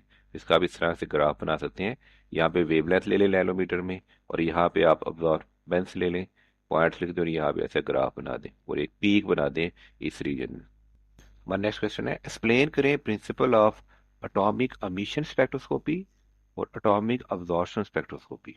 हमारे पास एटॉमिक स्पेक्ट्रोस्कोपी की तीन मेन टाइप्स हैं, एक है अब्जॉर्प्शन स्पेक्ट्रोस्कोपी, दूसरा है एमिशन स्पेक्ट्रोस्कोपी, और थर्ड है मैस स्पेक्ट्रोस्कोपी। इस क्वेश्चन में हम इन दोनों को देखेंगे। एमिशन स्पेक्ट्रोस्कोपी में atom in excited state emit light at characteristic wavelength, ऐसे एटम जो पहले से एक्साइटेड स्टेट होते हैं वो किसी खास वेवलेंथ की लाइट को emit करते हैं when they return to lower energy state, जब अपनी लोअर एनर्जी स्टेट में वापस आते हैं। Intensity of emission is proportional to concentration of the element, और कितनी एमिशन होती है ये डायरेक्टली प्रोपोर्शनल है कि जो आप एलिमेंट चाह रहे हैं उसकी कंसंट्रेशन कितनी है। तो एमिशन स्पेक्ट्रोस्कोपी में एटम पहले एक्साइट हुए होते हैं तो वो डी एक्साइट होके किसी स्पेसिफिक वेवलेंथ की लाइट एमिट करते हैं। एक्साइटेड एटम डी एक्साइट होके किसी स्पेसिफिक वेवलेंथ की लाइट एमिट करते हैं। इसमें सैंपल को पहले एटोमाइज किया जाता है और एंड एक्साइटेड किया जाता है यूजिंग हाई एनर्जी सोर्स, जिसमें फ्लेम भी है, प्लाज्मा भी है, और इलेक्ट्रिकली भी किया जा सकता है। एमिट करता है light in disperse and detecting, जो लाइट वो डिस्पर्स करता है फिर उसको हम डिटेक्ट कर लेते हैं। तो एमिशन स्पेक्ट्रोस्कोपी में सैंपल को पहले एक्साइटेड स्टेट में होता है, एसेटिक स्टेट हो गई, जब डीए साइट होता है तो वेवलेंथ सेलेक्टर उसको, जो वेवलेंथ एमिट करता है वेवलेंथ सेलेक्टर उसको डिटेक्ट कर लेते हैं। देखिए अब्जॉर्प्शन स्पेक्ट्रोस्कोपी में वो ग्राउंड स्टेट पे होता है, वहां पे वेवलेंथ सेलेक्टर उसको डिटेक्ट करता है। तो अब्जॉर्प्शन स्पेक्ट्रोस्कोपी में एटम जो होते हैं वो ग्राउंड स्टेट में होती है, अब्जॉर्ब करते हैं light at specific wavelength. The amount of absorption is proportional to concentration of element. जैसे यहाँ पे एमिशन थी वो डायरेक्टली प्रोपोर्शनल थी कंसंट्रेशन ऑफ एलिमेंट, यहाँ पे अब्जॉर्प्शन डायरेक्टली प्रोपोर्शनल है concentration of the element. Process में सैंपल इज ऑटोमाइज फ्लेम से या ग्रेफाइट फर्नेस में हालो कैथोड लैम्प एमिट करता है light at a element specific wavelength. Her element अपनी हाफ स्पेसिफिक वेवलेंथ की लाइट एमिट करता है। और कितनी इंटेंसिटी लाइट की डिक्रीज हुई है जब हमने पास थ्रू किया उसे, उस चीज को डिक्रीज होने वाली चीज को मेजर कर लिया जाता है। अब कंपैरिजन देखा जाए तो एमिशन में एक्साइटेड स्टेट में होते हैं, जबकि अब्जॉर्प्शन में वो ग्राउंड स्टेट में होते हैं। इसमें मेजरमेंट में एमिशन की इंटेंसिटी मेजर की जाती है एमिशन में, अब्जॉर्प्शन में अब्जॉर्प्शन की इंटेंसिटी मेजर की जाती है। एमिशन में नो एक्सटर्नल सोर्स, ये सेल्फ एमिशन होती है, लेकिन अब्जॉर्प्शन में हालो कैथोड लैंप यूज किया जाता है। सेंसिटिविटी, एमिशन वाला गुड फॉर मैनी एलिमेंट, ये है एक्सीलेंट फॉर ट्रेस मेटल। और सैंपल की फॉर्म क्या होती है, एमिशन में सोल्यूशन या सॉलिड दोनों ले सकते हैं, लेकिन अब्जॉर्प्शन में आमतौर पर सोल्यूशन लेते हैं।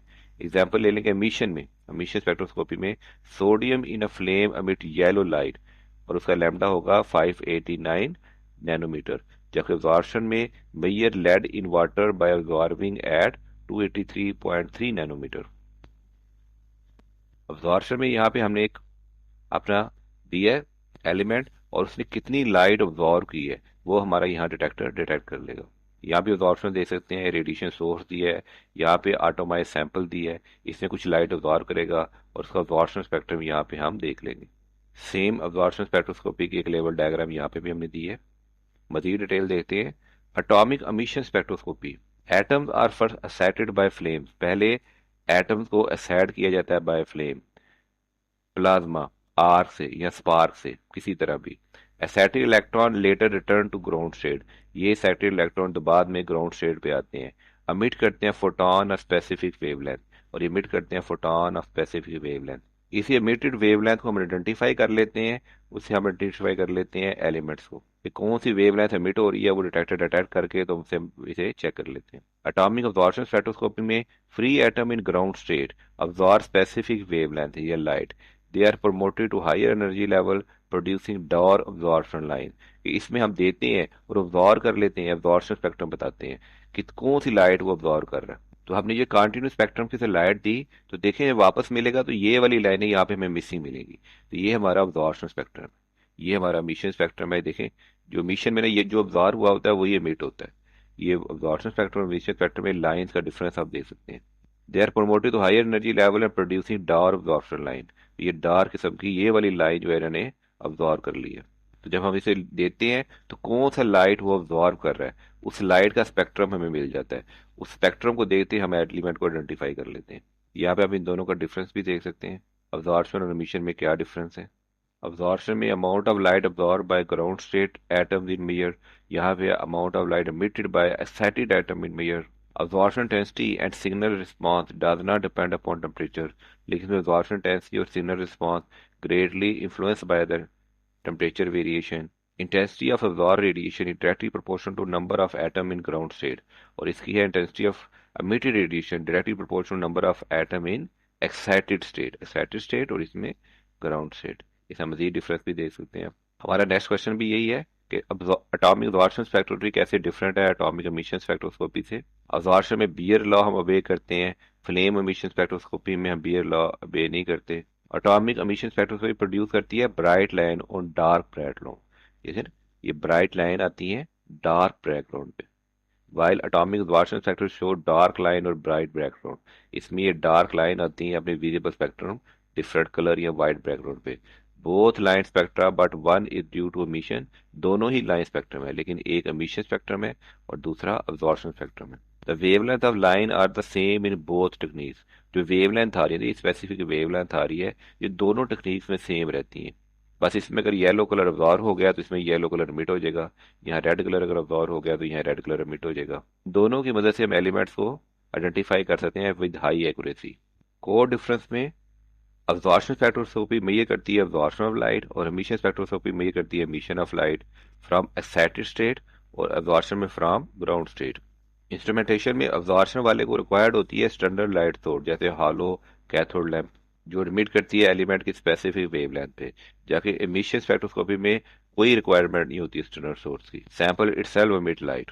एनर्जी इनपुट में अब्जॉर्प्शन में सैंपल पहले ग्राउंड स्टेट पे होते हैं तो इन्हें एनर्जी सप्लाई करनी पड़ती है ताकि वो ऑटोमाइज करें जैसे कि फ्लेम के थ्रू। मिशन फैक्ट्री में एटम को must be excited to high energy state using high energy source. उन्हें हाई एनर्जी सोर्स से एक्साइट किया जाता है हाई एनर्जी स्टेट में जैसे कि फ्लेम प्लाज्मा स्पार्क। कैलिब्रेशन के लिए बियर लैम्बर्ट लॉ और मिशन में emission intensity directly proportional to concentration और इसमें absorption directly proportional concentration use की जाती है। एप्लीकेशन में अब्जॉर्प्शन वाला ट्रेस मेटल एनालिसिस के लिए बहुत अच्छा है, जबकि मिशन वाला मल्टी एलिमेंट एनालिसिस और मेजर और माइनर एलिमेंट दोनों के लिए अच्छा है। एग्जाम्पल में अगर हमने कैल्शियम को एनालाइज करना है तो यूज करेंगे कैल्शियम हॉलो कैथोड लैम्प जो ऑब्जॉर्व करेगा 422.7 नैनोमीटर और अब मिशन में असाइड करेंगे कैल्शियम एटम को तो मेजर करेंगे मिशन भी 422.7 नैनोमीटर के इक्वल होगी। क्वेश्चन 7 है what are NMR active nuclei? How can you tell about a nucleus whether it is NMR active और नॉट? NMR एक्टिव न्यूक्लियाई क्या होते हैं? आप कैसे बता सकते हैं कि न्यूक्लियस NMR एक्टिव है या नहीं है? NMR active nuclei are those that possess non zero nuclear spin quantum number. तो NMR एक्टिव न्यूक्लियाई वो होती हैं जिनकी नॉन जीरो एक्टिव स्पिन होती है, I is not equal to zero. Such nuclei have magnetic movement. इनके अंदर magnetic movement होता है और अट्रैक्ट कर सकते हैं विद एक्सटर्नल फील्ड। ये एक्सटर्नल फील्ड के साथ अट्रैक्ट कर सकते हैं मेकिंग देम डिटेक्टेबल, जिसकी वजह से ये डिटेक्ट किए जा सकते हैं बाय NMR स्पेक्ट्रोस्कोपी। तो non zero nuclear spin quantum number वाले NMR एक्टिव न्यूक्लियर होते हैं, जैसे कि NMR एक्टिव न्यूक्लियर में हाइड्रोजन कार्बन फ्लोरीन फास्फोरस। लेकिन जिनकी जीरो हो वो NMR इनएक्टिव होते हैं, जैसे कार्बन 12 ऑक्सीजन 16 सल्फर 32। अगर बहुत सिंपल वर्ड में कहा जाए तो ऐसे न्यूक्लियस जिसमें प्रोटॉन और न्यूट्रॉन दोनों इक्वल हों वो NMR इनएक्टिव होते हैं। उनमें प्रोटॉन और न्यूट्रॉन दोनों इक्वल हों तो वो इनएक्टिव होते हैं। लेकिन प्रोटॉन और न्यूट्रॉन दोनों इक्वल ना हो, प्रोटॉन हमारे इवन है और न्यूट्रॉन हमारे ऑड है, तो इनकी न्यूक्लियर स्पिन होगी 1/2, तो ये NMR एक्टिव होंगे। यहाँ देखें इन सब में प्रोटॉन और न्यूट्रॉन इक्वल हैं, इसलिए ये NMR इनएक्टिव है, और इन सब में प्रोटॉन और न्यूट्रॉन इक्वल नहीं है, इसलिए NMR एक्टिव। तो जिसमें इक्वल हो वो इनएक्टिव होते हैं और जिसमें इक्वल ना हो वो एक्टिव होते हैं। तो nucleus with odd number of nucleons have half integral spin, जिसमें ऑड नंबर ऑफ न्यूक्लियस होते हैं उनकी हाफ इंटीग्रल स्पिन होती है 1/2 3/2 एंड सो ऑन। और ऐसे न्यूक्लियस जिनके इवन मैस नंबर हो बट ऑड चार्ज हो, ऑड एटॉमिक नंबर हो, have integral spin 1 2 and so on. Hydrogen की 1/2 है, कार्बन 13 की भी 1/2 है, फ्लोरीन की भी 1/2 है, फास्फोरस 31 की भी 1/2 है। तो H2 की I1 है और नाइट्रोजन की I B1 है। तो NMR एक्टिव न्यूक्लियर वो होते हैं those with non zero nuclear spin quantum number, जिनका non zero nuclear spin quantum होता है, यानी कि I is not equal to zero. These nuclear behave like small magnet. ये छोटे छोटे मैग्नेट की तरह बिहेव करते हैं, छोटे छोटे मैग्नेट की तरह बिहेव करते हैं, इंटरेक्ट करते हैं मैग्नेटिक फील्ड में। एग्जाम्पल है हाइड्रोजन 1 कार्बन 13 फ्लोरीन 19 फास्फोरस 31। इनमें प्रोटॉन न्यूट्रॉन इक्वल नहीं होते जिस वजह से ये ऑड नंबर में आ जाते हैं। और a nucleus with NMR active if it has odd number of proton and neutron. तो कोई भी NMR एक्टिव तब होते हैं जब उसके ऑड नंबर में प्रोटॉन या ऑड नंबर ऑफ न्यूट्रॉन हो या एड सम ऑफ बोथ या दोनों का सम ऑड में हो। तो ऑड नंबर ऑफ प्रोटॉन हो तब भी एक्टिव होंगे, ऑड नंबर ऑफ न्यूट्रॉन हो तब भी एक्टिव होंगे, या दोनों का सम ऑड हो तब भी एक्टिव होंगे। जैसे कार्बन 13 में देखें ऑड नंबर ऑफ न्यूट्रॉन है, न्यूट्रॉन हमारे ऑड है, न्यूट्रॉन या प्रोटॉन इनमें से कोई एक भी ऑड हो या दोनों का सम ऑड हो तो ये NMR एक्टिव होते हैं। क्वेश्चन 8 है what is the effect of external magnetic field on a spinning nuclear? Spinning nuclear में एक्सटर्नल मैग्नेटिक फील्ड का क्या इफेक्ट होता है? वह spinning nuclear with non zero spin, जिसकी नॉन जीरो स्पिन होती है, इसे अगर प्लेस किया जाए एक्सटर्नल मैग्नेटिक फील्ड में तो देर मैग्नेटिक मूवमेंट अलाइन हो जाती है अगेंस्ट द फील्ड, जो हमने फील्ड अप्लाई की है और जो मैग्नेट की फील्ड हमने अप्लाई की है और जो न्यूक्लियस की मैग्नेटिक फील्ड है, न्यूक्लियस अप्लाइड मैग्नेटिक फील्ड के से अलाइन हो जाती है, resulting in quantize energy level, जिसकी वजह से क्वांटाइज एनर्जी लेवल बनते हैं। तो जब हम external magnetic field B naught apply करते हैं, spinning nucleus split into two energy state. ये स्पिनिंग न्यूक्लियस होते हैं, ये दो एनर्जी स्टेट में स्प्लिट हो जाते हैं। जब एक्सटर्नल मैग्नेटिक फील्ड अप्लाई करेंगे तो स्पिनिंग न्यूक्लियस दो एनर्जी स्टेट में स्प्लिट हो जाएंगे। एक स्टेट होगी लो एनर्जी स्टेट, एक स्टेट होगी हमारी low energy state align with field, ये आने वाली फील्ड के अगेंस्ट अलाइन हो जाएगी। And other is high energy state, ये फील्ड के अपोजिट अलाइन होगी, फील्ड के साथ अलाइन हो जाएगी, इसके लिए आई हो जाएगा +1/2, ये फील्ड के अपोजिट अलाइन हो जाएगी, हो जाएगा ये -1/2। अब्जॉर्बिंग रेडियो फ्रिक्वेंसी एनर्जी, जो रेडियो फ्रिक्वेंसी एनर्जी अब्जॉर्ब करेंगे, flip their spin into higher state, तो इसी वजह से उनको रेजोनेंस में MMR का सिग्नल रिसीव होगा, ये सिग्नल देंगे और रिसीव वहाँ पे सिग्नल रिसीव होगा। तो जब हम एक्सटर्नल मैग्नेटिक फील्ड अप्लाई करते हैं, ये दो एनर्जी लेवल में स्प्लिट हो जाते हैं। जो लोअर एनर्जी लेवल है वो अलाइन कर लेता है अपने आप को जिसमें हमने फील्ड अप्लाई की होती है। जब फील्ड अप्लाई करती है तो उसी फील्ड में वो अपने आप को अलाइन कर लेता है। क्योंकि absence of external magnetic field में मैग्नेटिक न्यूक्लियर स्पिन होते हैं रैंडमली, ठीक है ना। In the presence of external magnetic field, जो मैग्नेटिक न्यूक्लियर होते हैं स्पिन, वो ओरिएंटेड कर लेते हैं पैरेलल टू, जो हमने फील्ड अप्लाई की है उसके पैरेलल वो अपने आप को, ये देखिए ये पिंक रेड वाले, ये पैरेलल अपने आप को ओरिएंटेड कर लेते हैं। लेकिन जो हायर एनर्जी वाले होते हैं, हाई एनर्जी, वो एंटी पैरेलल अपने आप को लाइन कर लेते हैं। जो हाई एनर्जी वाले, ये देखें ब्लू, ये वाले, ये एंटी पैरेलल अपने आप को लाइन कर लेते हैं to the external applied magnetic field. इसमें फिर रीमन स्प्लिटिंग, फिर एनर्जी डिफरेंस और प्रेसिजन के टॉपिक्स भी आ जाते हैं। डीप करना चाहें तो ये भी कर सकते हैं, और डिटेल थ्योरी की फॉर्म में भी आंसर लिख सकते हैं। क्वेश्चन नंबर 9 है, एक्सप्लेन करें केमिकल शिफ्ट।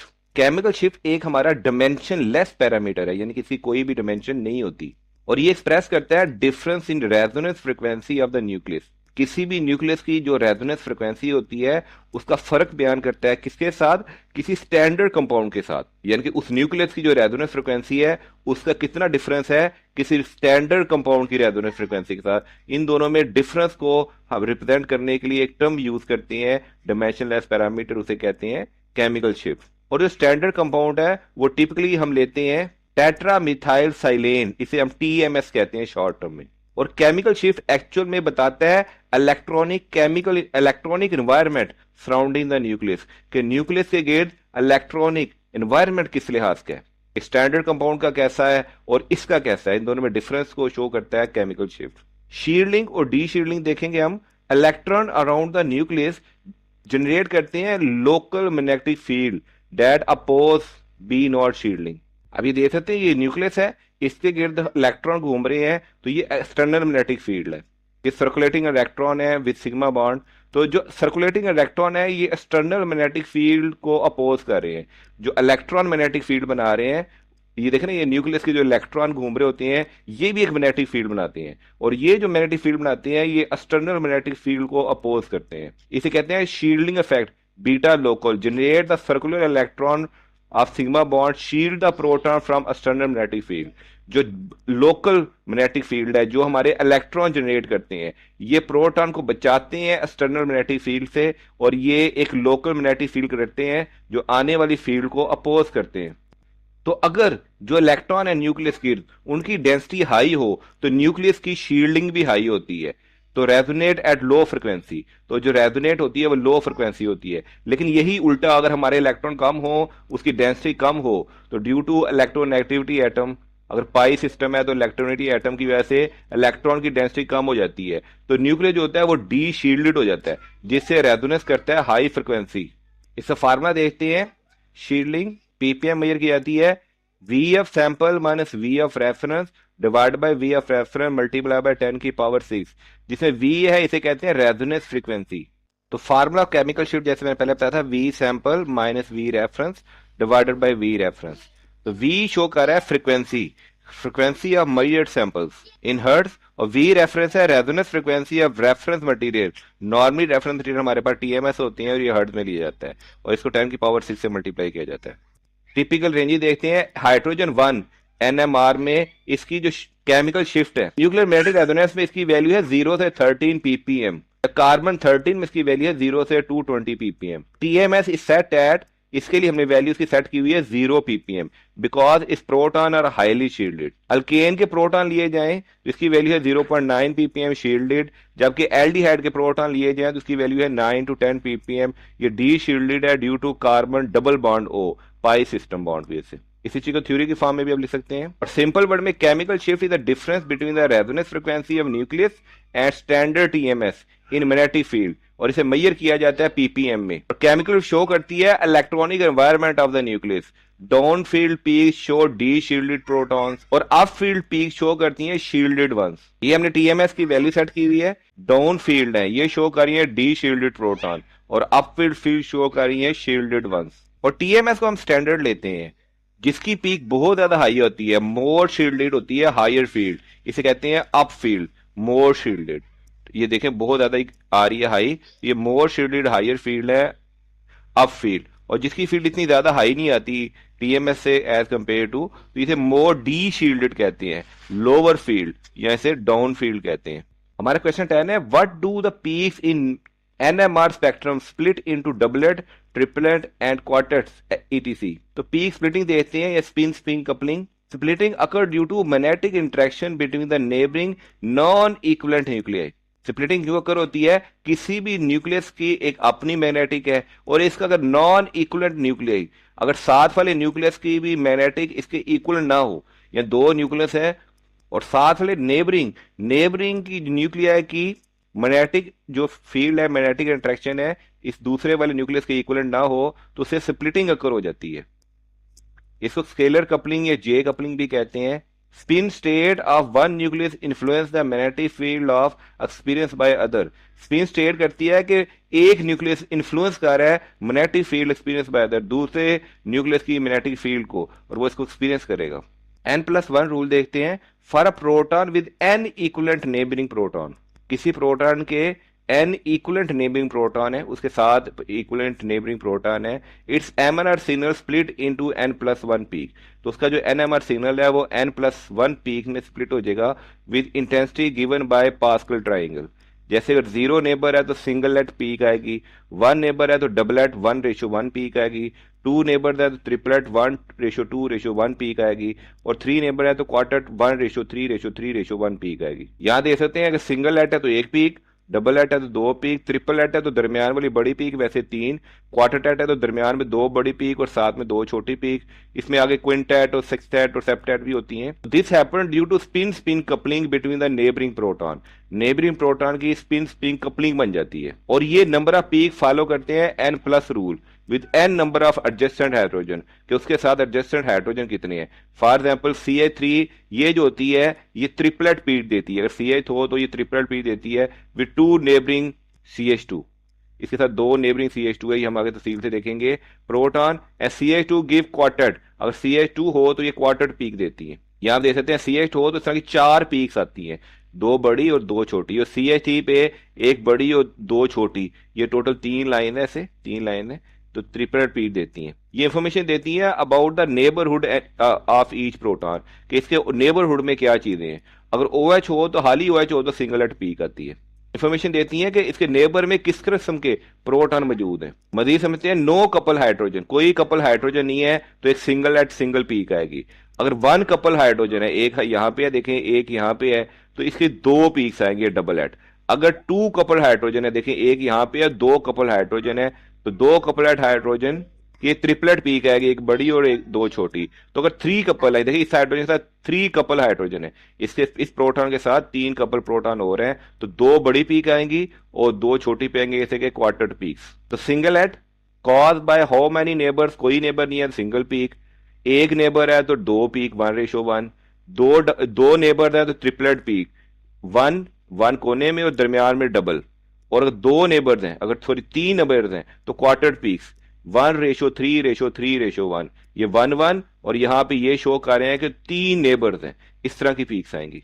2 डबल्स हो तो 2 डबल पीक, 2 ट्रिपलेट्स हो तो 3 वाली 2 पीक, ट्रिपलेट और क्वार्टेट हो तो एक ट्रिपल वाली पीक और एक 4 वाली पीक। ये देखें CH2 की 3 लाइनें, और CH2 की 3 लाइनें, और CH3 की 4 लाइन आती हैं, और HH की 2 लाइनें, आएंगी। 2H है ना, तो इसका ये नेबर है, इसका ये नेबर है, तो 2H आ जाएगी।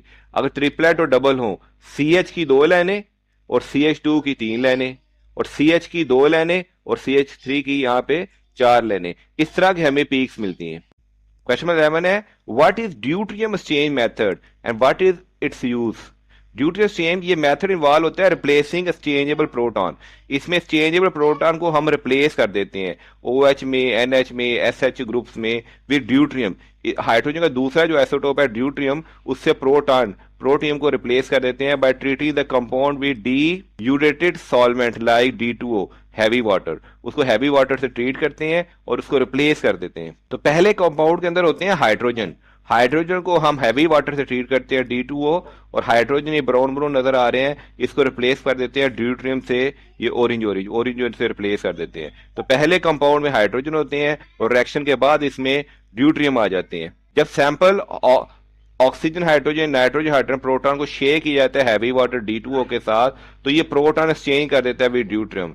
This cause this appearance of their NMR peaks. इसकी वजह से जो NMR पीक्स हैं वो डिसअपियर हो जाती हैं। यहां भी आप देख सकती हैं, ये हमारे पास हाइड्रोजन का कंपाउंड था, इसको हमने शेक किया है हैवी वाटर D2O के साथ, प्रोसेस किया है, तो इसमें हैवी वाटर के जो प्रोटॉन है, जो हाइड्रोजन एटम है, वो ड्यूटेरियम के साथ रिप्लेस हो गए हैं। ये एक साइक्लिक कंपाउंड है, इसको भी हमने D2O के साथ ट्रीट किया। पहले हमने इसमें से वाटर मालिक्यूल निकाला हुआ इससे ट्रीट करके, और ये यहाँ पे चार्ज आ गया। फिर हमने D2O के साथ ट्रीट किया, तो यहाँ पे H की जगह ड्यूटेरियम आ गया। सेकंड स्टेप बताया, this cause the disappearance of their NMR peaks. ये जो H2O की पीक्स आ रही थी, देखें यहाँ पे जो प्रोटॉन की पीक्स आ रही थी, जब इसे D2O के साथ हम शेक करके हाइड्रोजन को रिप्लेस कर देंगे, तो ये पीक्स हमारे दूसरे में गायब हो जाएंगी। तो this called disappearance of their NMR peaks. This method use for confirm presence of OH। हम कंफर्म करते हैं पहले OH मौजूद था या पहले नाइट्रोजन हाइड्रोजन का ग्रुप मौजूद था, और जब D2O के साथ शेयर किया तो ये पीक जो हो गई वो गायब हो गई। इस स्पेक्ट्रम में देखें ये पीक गायब हो गई है, यहाँ पे ये पीक अवेलेबल नहीं है। तो इससे हमें कंफर्म हो गया कि OH और NH पहले प्रेजेंट थे, अब प्रेजेंट नहीं है। ड्यूटेरियम NMR इनएक्टिव होता है और ये कोई भी सिग्नल यहाँ पे नहीं देता, जो इसकी पीक्स होती हैं वो गायब हो जाती हैं। प्रोसीजर में पहले हम इसका स्पेक्ट्रम रिकॉर्ड कर देते हैं, फिर में फ्यू ड्रॉप ऑफ D2O डालते हैं, ड्यूटेरियम हैवी वाटर डालते हैं, फिर शेक करते हैं, फिर दोबारा हम स्पेक्ट्रम को रिकॉर्ड करते हैं। इसमें होता यह है कि जो प्रोटॉन है D2O को शेक करने के बाद ये ड्यूटेरियम इसमें आ जाता है और प्रोटॉन रिलीज हो जाता है। तो ड्यूटेरियम जो होता है या तो ये सिग्नल देता भी नहीं है, दे भी तो बहुत स्मॉल सिग्नल देता है। इसके यूजेस क्या है, आइडेंटिफिकेशन ऑफ एक्सचेंजेबल प्रोटॉन। ये बताता है कि इसमें OH, NH या COH या SH के ग्रुप मौजूद थे, जो बाद में चेंज होने से ये सारे डिसअपियर हो गए हैं। तो पीक्स डिसअपियर, ये पीक्स डिसअपियर हो जाती हैं, डिमिश हो जाती हैं या हल्की हो जाती हैं। ऐसे हमने यहाँ पे बताया कि जो हाइड्रोजन की पीक्स हैं यहाँ ये गायब भी हो जाती हैं या ये बहुत ज्यादा हल्की हो जाती हैं, यहाँ पे तो बिल्कुल ही गायब हो गई हैं। उसके अलावा simplification of spectra, removing the broad signal from the exchangeable proton, clarified the overlapping signal. जो ओवरलैपिंग रीजन को वो क्लैरिफाई कर देते हैं। कंफर्मेशन ऑफ फंक्शनल ग्रुप, इससे पता चल जाता है कि अल्कोहल का OH ग्रुप मौजूद था या ईथर जिसमें कोई एक्सचेंजेबल हाइड्रोजन नहीं है उसका ग्रुप मौजूद था, तो इसे मोस्टली फंक्शनल ग्रुप को हम कंफर्म कर सकते हैं। जैसे इन इथानोल में OH की पीक आती है 2 से 5 ppm पे, ये डिस्पियर हो जाती है जब इसे D2O की एडिशन की जाती है, तो सिर्फ CH3 ट्रिपलेट और CH2 क्वार्टेट की पीक्स मिलती हैं। इसको थ्योरी की फॉर्म में भी लिख सकते हैं। जैसे इथानोल में हमें यहाँ OH की सिंगल नेट पीक मिली है, अगर हम इसको D2O के साथ शेयर कर दें तो ये वाली जो हमारी पीक है ये गायब हो जाएगी, सिर्फ CH2 और CH3 की पीक रह जाएंगी। क्वेश्चन 12 है, why does acetone give the single peak in proton NMR and 2 peaks in CNMR? Explain with the other. Acetone ये प्रोपानोन है, CH3 whole twice COO, 2 methyl group attach है to the same carbonyl carbon. तो NMR H plus NMR देखते हैं proton में, proton NMR H plus NMR, both methyl group जो होते हैं वो केमिकली इक्विवेलेंट होते हैं ड्यू टू मॉलिक्यूलर सिमिलैरिटी, क्योंकि ये मॉलिक्यूलर सिमिलैरिटी एक जैसी है तो ये केमिकली इक्विवेलेंट है, और ये फ्री रोटेशन है अराउंड कार्बन कार्बन। तमाम के तमाम 6 प्रोटॉन, ये 3 और 3 6 प्रोटॉन, ये सेम इलेक्ट्रॉनिक एनवायरनमेंट फील करते हैं, एक्सपीरियंस करते हैं। तो इस वजह से एक सिंगल पीक आती है, सिंगल एट पीक आती है एट 2.1 ppm। तो NMR both CH3 group identical होते हैं, ये एक ही सिग्नल देते हैं, तो जिस वजह से इसकी एक ही पीक आती है, देखिए एक ही पीक आती है, ओनली 1 पीक। तो टू इक्वलेंट मिथाइल कार्बन सिर्फ और सिर्फ एक ही पीक देती हैं, अबाउट 2.1 के करीब, 2.1 के करीब। लेकिन कार्बन एनएमआर, कार्बन 13 एनएमआर में इसकी दो पीक्स आती हैं, two types of carbon present है, क्योंकि एक कार्बन प्रेजेंट है CH3 वाला और एक कार्बन प्रेजेंट है कार्बन डबल बॉन्ड होगा। तो they are not chemically equivalent, ये दोनों केमिकली इक्वलेंट नहीं होते, इनकी डिफरेंट हाइब्रिडाइजेशन है, डिफरेंट बॉन्डिंग है। तो इसकी CH3 पे 30 पे और CO पे 205 ppm पे दो डिफरेंट पीक्स आती हैं। तो कार्बन 13 NMR स्पेक्ट्रम दे सकते हैं, एक 30.8 पे पीक आई है और एक 206 पे पीक आई है।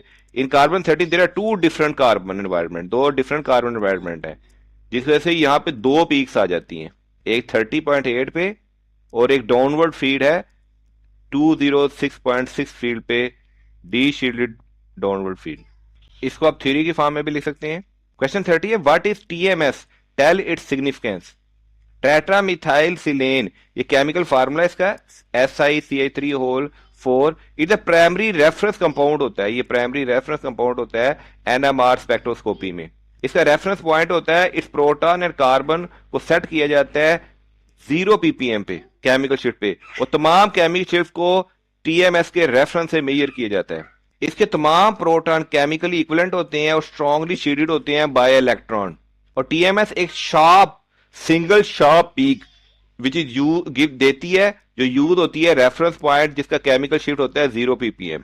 It is use to calibrate chemical shift scale and, और इसके अलावा ये NMR स्पेक्ट्रोस्कोपी में भी इस्तेमाल होती है। ये शार्प पीक देती है, ये इसका हमारा केमिकल फार्मूला है। ऐसा 4 बॉन्ड आती है CH3 के, इसको एज अ रेफरेंस यूज किया जाता है। इसकी केमिकल शिफ्ट होती है 0.00, बाकी जितने भी कंपाउंड है वो एज अ रेफरेंस यूज होते हैं, बाकी जितने भी कंपाउंड है वो इसको एज अ रेफरेंस यूज करते हैं, इसके रेफरेंस उनकी वैल्यू देखी जाती है। तो TMS हमारा रेफरेंस होता है, बाकी जितने भी हमारे कंपाउंड है वो उसको इसके रेफरेंस से उसकी केमिकल शिफ्ट मेजर की जा सकती है। ये देख सकते हैं मुख्तलिफ कंपाउंड्स के मुख्तलिफ केमिकल शिफ्ट की वैल्यूज। जो मोर शील्डेड होती है उनकी हायर फील्ड आती है, और जो मोर डी शील्डेड होती है उनकी लेवर आती है एज कंपेयर टू TMS। तो ये क्यों आइडियल होता है, ये हाईली शील्डेड होता है। Silicon is less electronegative than carbon, so electron are drawn towards methyl group causing strong shielding. Silicon बहुत ही कम इलेक्ट्रोनेगेटिव होता है कार्बन के मुकाबले में, और जितने भी इलेक्ट्रॉन ड्रॉन होते हैं टूवर्ड्स मिथाइल ग्रुप वो तमाम के तमाम कॉज करते हैं स्ट्रॉन्ग शील्डिंग, जिसकी वजह से लो रेजोनेंस फ्रीक्वेंसी होती है। केमिकल इनर्टस होता है, does not react with more sample, ये किसी भी ज्यादातर सैंपल के साथ रिएक्ट नहीं करता। ये वोलाटाइल होता है, इसका बॉइलिंग पॉइंट 26.5 डिग्री सेंटीग्रेड होता है, इजिली रिमूव किया जा सकता है सैंपल में after analysis. Singlets give single sharp peak for both hydrogen और कार्बन 13, दोनों NMR में ये सिंगल शॉर्प पीक देते हैं। सोलूबल, ये बहुत से ऑर्गेनिक सॉल्वेंट में सोलूबल होता है, मिसेबल होता है। Practical use, a small amount of TMS is added to the sample and signal is used to calibrate the spectrum। वो थोड़ी सी अमाउंट डाली जाती है सैंपल में, और इसी सैंपल से हम इसको कैलिब्रेट कर सकते हैं दूसरे सिग्नल्स को। Alternative equal solution DSS, sodium 2,2 dimethyl 2 सिला पेंटेन 5 सुफोनोएट, ये भी यूज किया जा सकता है। इसी क्वेश्चन को थ्योरी के फॉर्म में लिख सकते हैं। हमारा लास्ट क्वेश्चन है, why deuterated solvent are used in proton NMR spectroscopy. तो deuterated solvent, there are solvent in which hydrogen atom is replace by deuterium. ये ऐसे सॉल्वेंट होते हैं जिसमें हाइड्रोजन एटम को ड्यूट्रियम के साथ रिप्लेस कर देते हैं। इसको यूज क्यों जाता है, avoid interference. Deuterium has different resonance frequency than proton, इसकी रेजोनेंस फ्रीक्वेंसी प्रोटॉन से मुख्तलिफ होती है, और ड्यूट्रियम जो होता है ये बहुत ही कमजोर सिग्नल देता है, या सिग्नल देता ही नहीं है, do not overlap with simple proton signal. तो यहाँ तो ओवरलैप करता नहीं है प्रोटॉन के सिग्नल से, या देता भी है तो बहुत ही वीक सिग्नल देता है। लॉग सिग्नल, ड्यूट्रियम प्रोवाइड करता है signal for deuterium log system, जो स्टेबलाइज कर देता है मैग्नेटिक फील्ड को और इंप्रूव कर देता है स्पेक्ट्रल रेजोल्यूशन को। Minimum solvent peaks, even small amount of protonated solvent would give huge peaks that could obscure the sample signal. अगर बहुत स्मॉल भी प्रोटोनेटेड सॉल्वेंट डाले तो बहुत बड़ी बड़ी पीक्स देते हैं, हद तक ये बहुत छोटी पीक देता है। एक्सचेंजेबल प्रोटॉन, सम ड्यूटेटेड सॉल्वेंट जैसे DTO can be use for deuterium exchange experiments।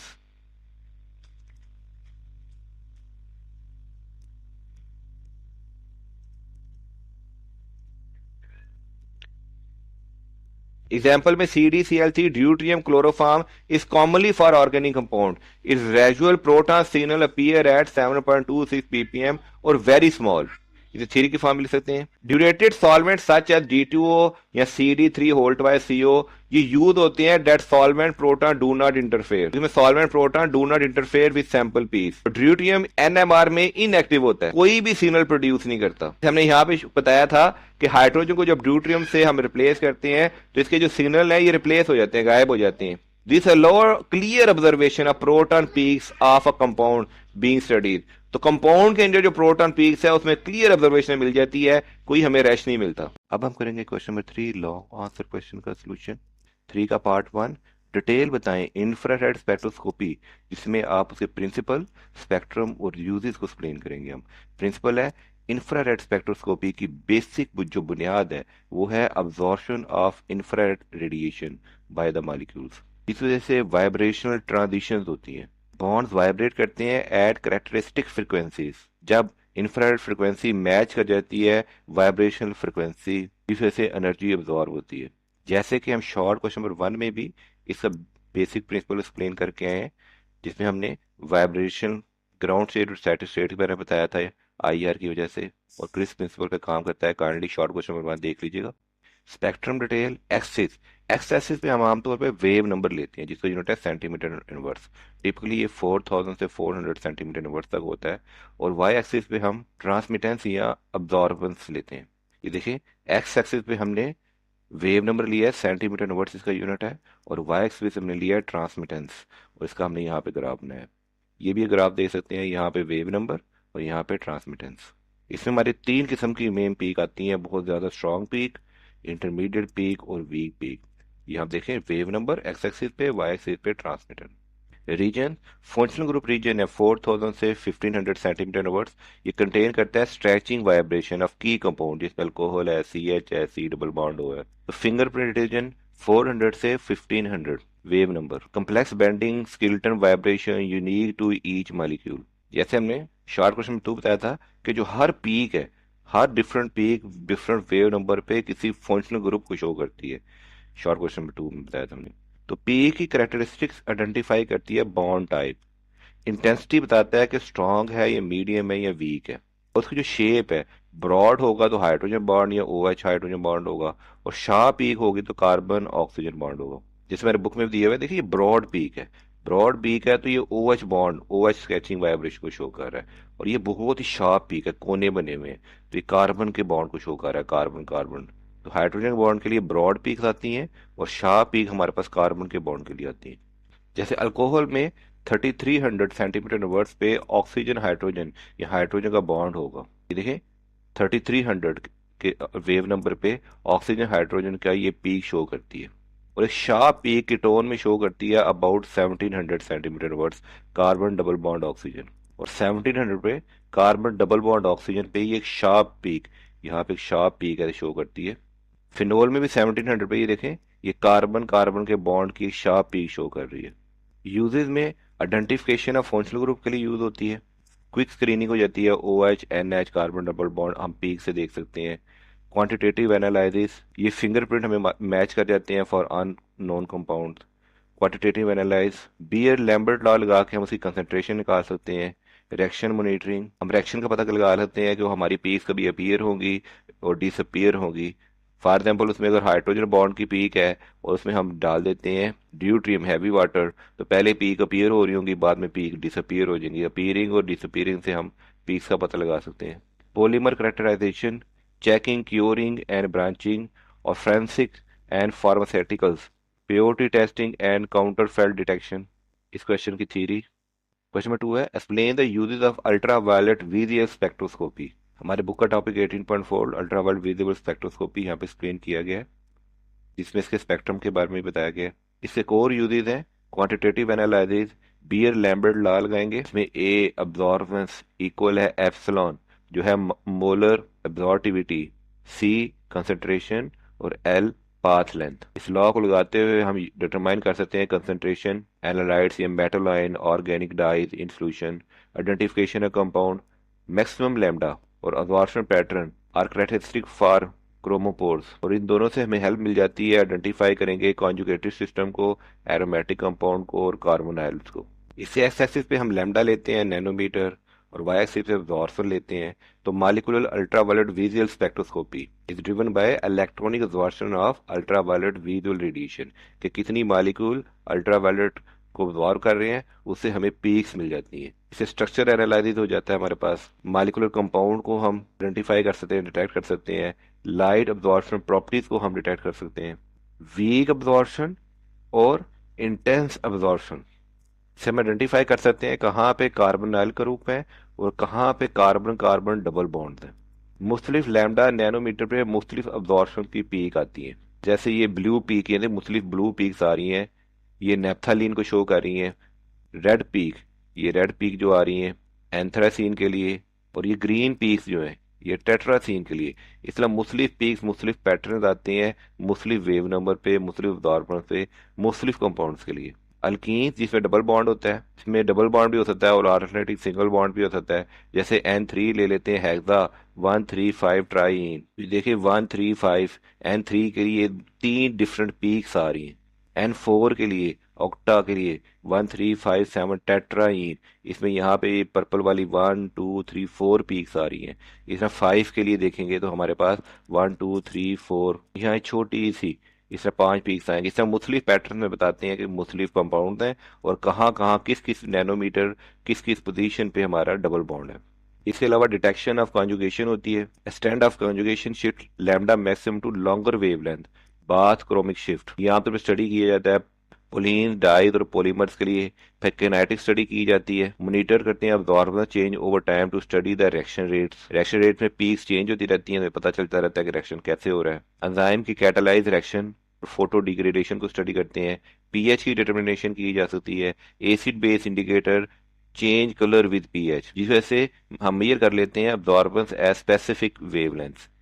Quality control, pharmaceutical industry में ऐसे ऑफ ड्रग और प्योरिटी चेकिंग की जाती है। इन्वायरमेंटल पोल्यूटेंट मॉनिटरिंग, नाइट्रेट्स और फिनोल्स को मेजर करके की जा सकती है।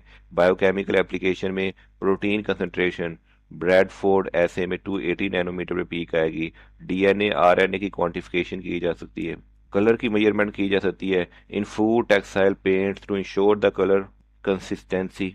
For example, determining the concentration of dye in water using calibration curve and monitoring the progress of dye's elder reaction by decrease in dye in absorbance। इसी answer को theory की फॉर्म में लिख सकते हैं। क्वेश्चन 3, न्यूक्लियर मैग्नेटिक रेजोनेंस एक powerful tool है for elucidation of structure of organic compound.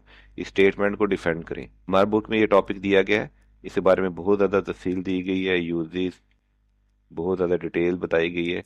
इसके अलावा एनएमआर के बारे में हम शॉर्ट क्वेश्चन में बहुत ज़्यादा एक्सप्लेन करके हैं, शॉर्ट क्वेश्चन काइंडली देख लीजिएगा। यहाँ पे भी हम बताते हैं, नॉन डिस्ट्रक्टिव डिटेल बता देती है, प्रोवाइड करती है wealth of information about destroying the sample. Sample को डिस्ट्रॉय किए बगैर हम उसके हेल्थ के बारे में बता सकते हैं, उसका कार्बन स्केलेटन बता सकते हैं, फंक्शनल ग्रुप बता सकते हैं, स्टीरियो केमिस्ट्री बता सकते हैं। मल्टीपल न्यूक्लियाई, हाइड्रोजन एनएमआर, इसमें number, type, environment of hydrogen atom बता सकते हैं, और कार्बन 13 एनएमआर में नंबर और टाइप ऑफ कार्बन एटम बता सकते हैं। मल्टी न्यूक्लियर में F19 P31 ETC और एडिशन इनसाइड की जा सकती है। पैरामीटर से में हम केमिकल शिफ्ट हमें मिलती है, इंडिकेट करती है इलेक्ट्रॉनिक एनवायरनमेंट, शील्डिंग है कि डी शील्डिंग है, इंटीग्रेशन है, proportion to number of proton, multiplicity या स्प्लिटिंग कहते हैं, रिवील करता है नंबर ऑफ नेबरिंग प्रोटॉन, जिसमें N+1 रूल कहते हैं। कपलिंग कांस्टेंट J, ये प्रोवाइड करता है stereo chemical cis trans axial equatorial and connectivity information. 2D NMR techniques हैं। COSY आइडेंटिफाई करती है कपल प्रोटॉन। HSQC और HMQC कोरिलेट करती है हाइड्रोजन और कार्बन 13 डायरेक्टली बॉन्डिंग।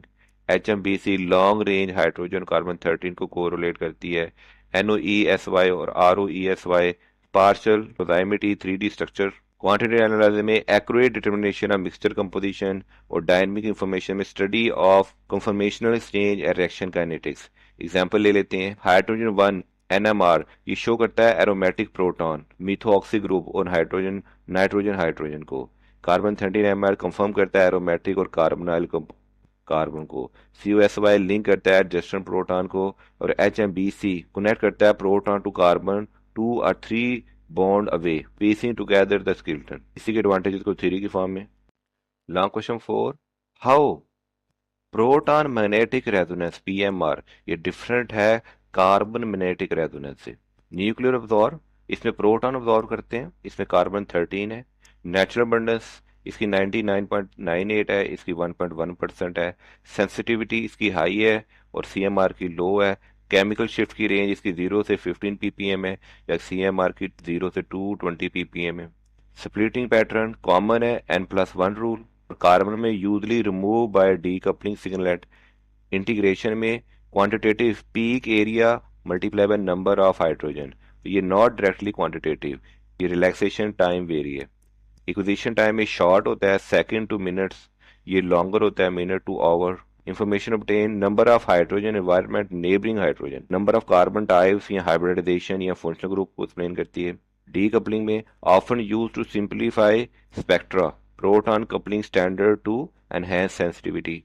और सैंपल कंसंट्रेशन में लो चाहिए होता है मिलीग्राम में, इसमें हाइयर चाहिए होता है टेंस ऑफ मिलीग्राम या लॉन्गर एवरेजिंग। एग्जाम्पल ले लेते हैं, बेंजीन की पीएमआर 1 पीक होगी एट 7.3 ppm पे और 6 इक्विवेलेंट हाइड्रोजन होंगे।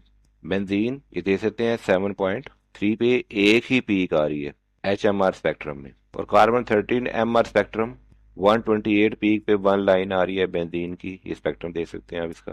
तो पीएमआर में 7.3 पे आई थी और सीएमआर में ये आई है 128 ppm पे। इसी आंसर को थ्योरी की फॉर्म में लिख सकते हैं। यहाँ पे भी आप कार्बन NMR और प्रोटॉन MR के मुख्तलिफ डिफरेंस देख सकते हैं। शॉर्ट क्वेश्चन 12 को देख सकते हैं। यहाँ पे हमने एसीटोन की एनएमआर, प्रोटोन एनएमआर की पीक्स बताई थी यहाँ पे, और फिर कार्बन 13 की एनएमआर की पीक्स बताई थी, दोनों का क्या डिफरेंस है। आप एग्जाम्पल में ये दो पीक्स भी लिख सकते हैं शॉर्ट क्वेश्चन नंबर 12। अब हम करेंगे प्रोजेक्ट का solution. Draw approximate proton NMR spectrum और carbon 13 NMR spectrum of 3 pentanone जिसे डाई इथाइल कीटोन भी कहते हैं, CH3CH2, single bond C double bond O, फिर CH2CH3। ये मॉलिक्यूल सिमेट्रिक है अबाउट कार्बोनाइल कार्बन। जो कार्बोनाइल कार्बन है उसके बिल्कुल इर्द गिर्द सिमेट्रिक है। ये देखें, एक CH3 यहाँ पे है और एक CH3 यहाँ पे है, फिर दरमियान में एक CH2 यहाँ पे है और एक CH2 यहाँ पे है, तो ये सिमेट्रिक है।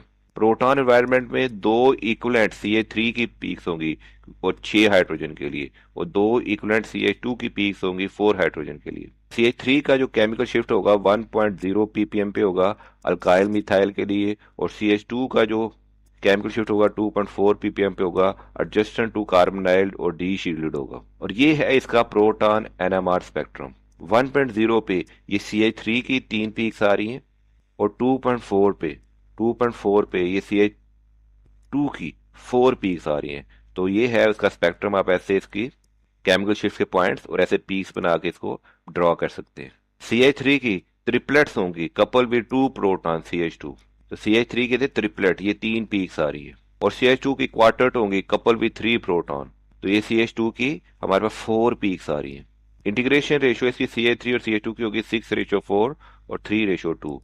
अप्रोक्सीमेशन स्पेक्ट्रम ट्रिपलेट होगा 1.0 ppm पे जैसे एक्सप्लेन कर दिया, और क्वार्टेट होगा 2.4 ppm पे CH2 के लिए। यार के वाई एक्सिस हमारी इंटेंसिटीज होती हैं और एक्स एक्सिस हमारी केमिकल शिफ्ट होती है ppm में, और वाई एक्सिस हमारी इंटेंसिटीज होती हैं, तो ऐसे इसकी दो ग्राफ बन जाएंगे।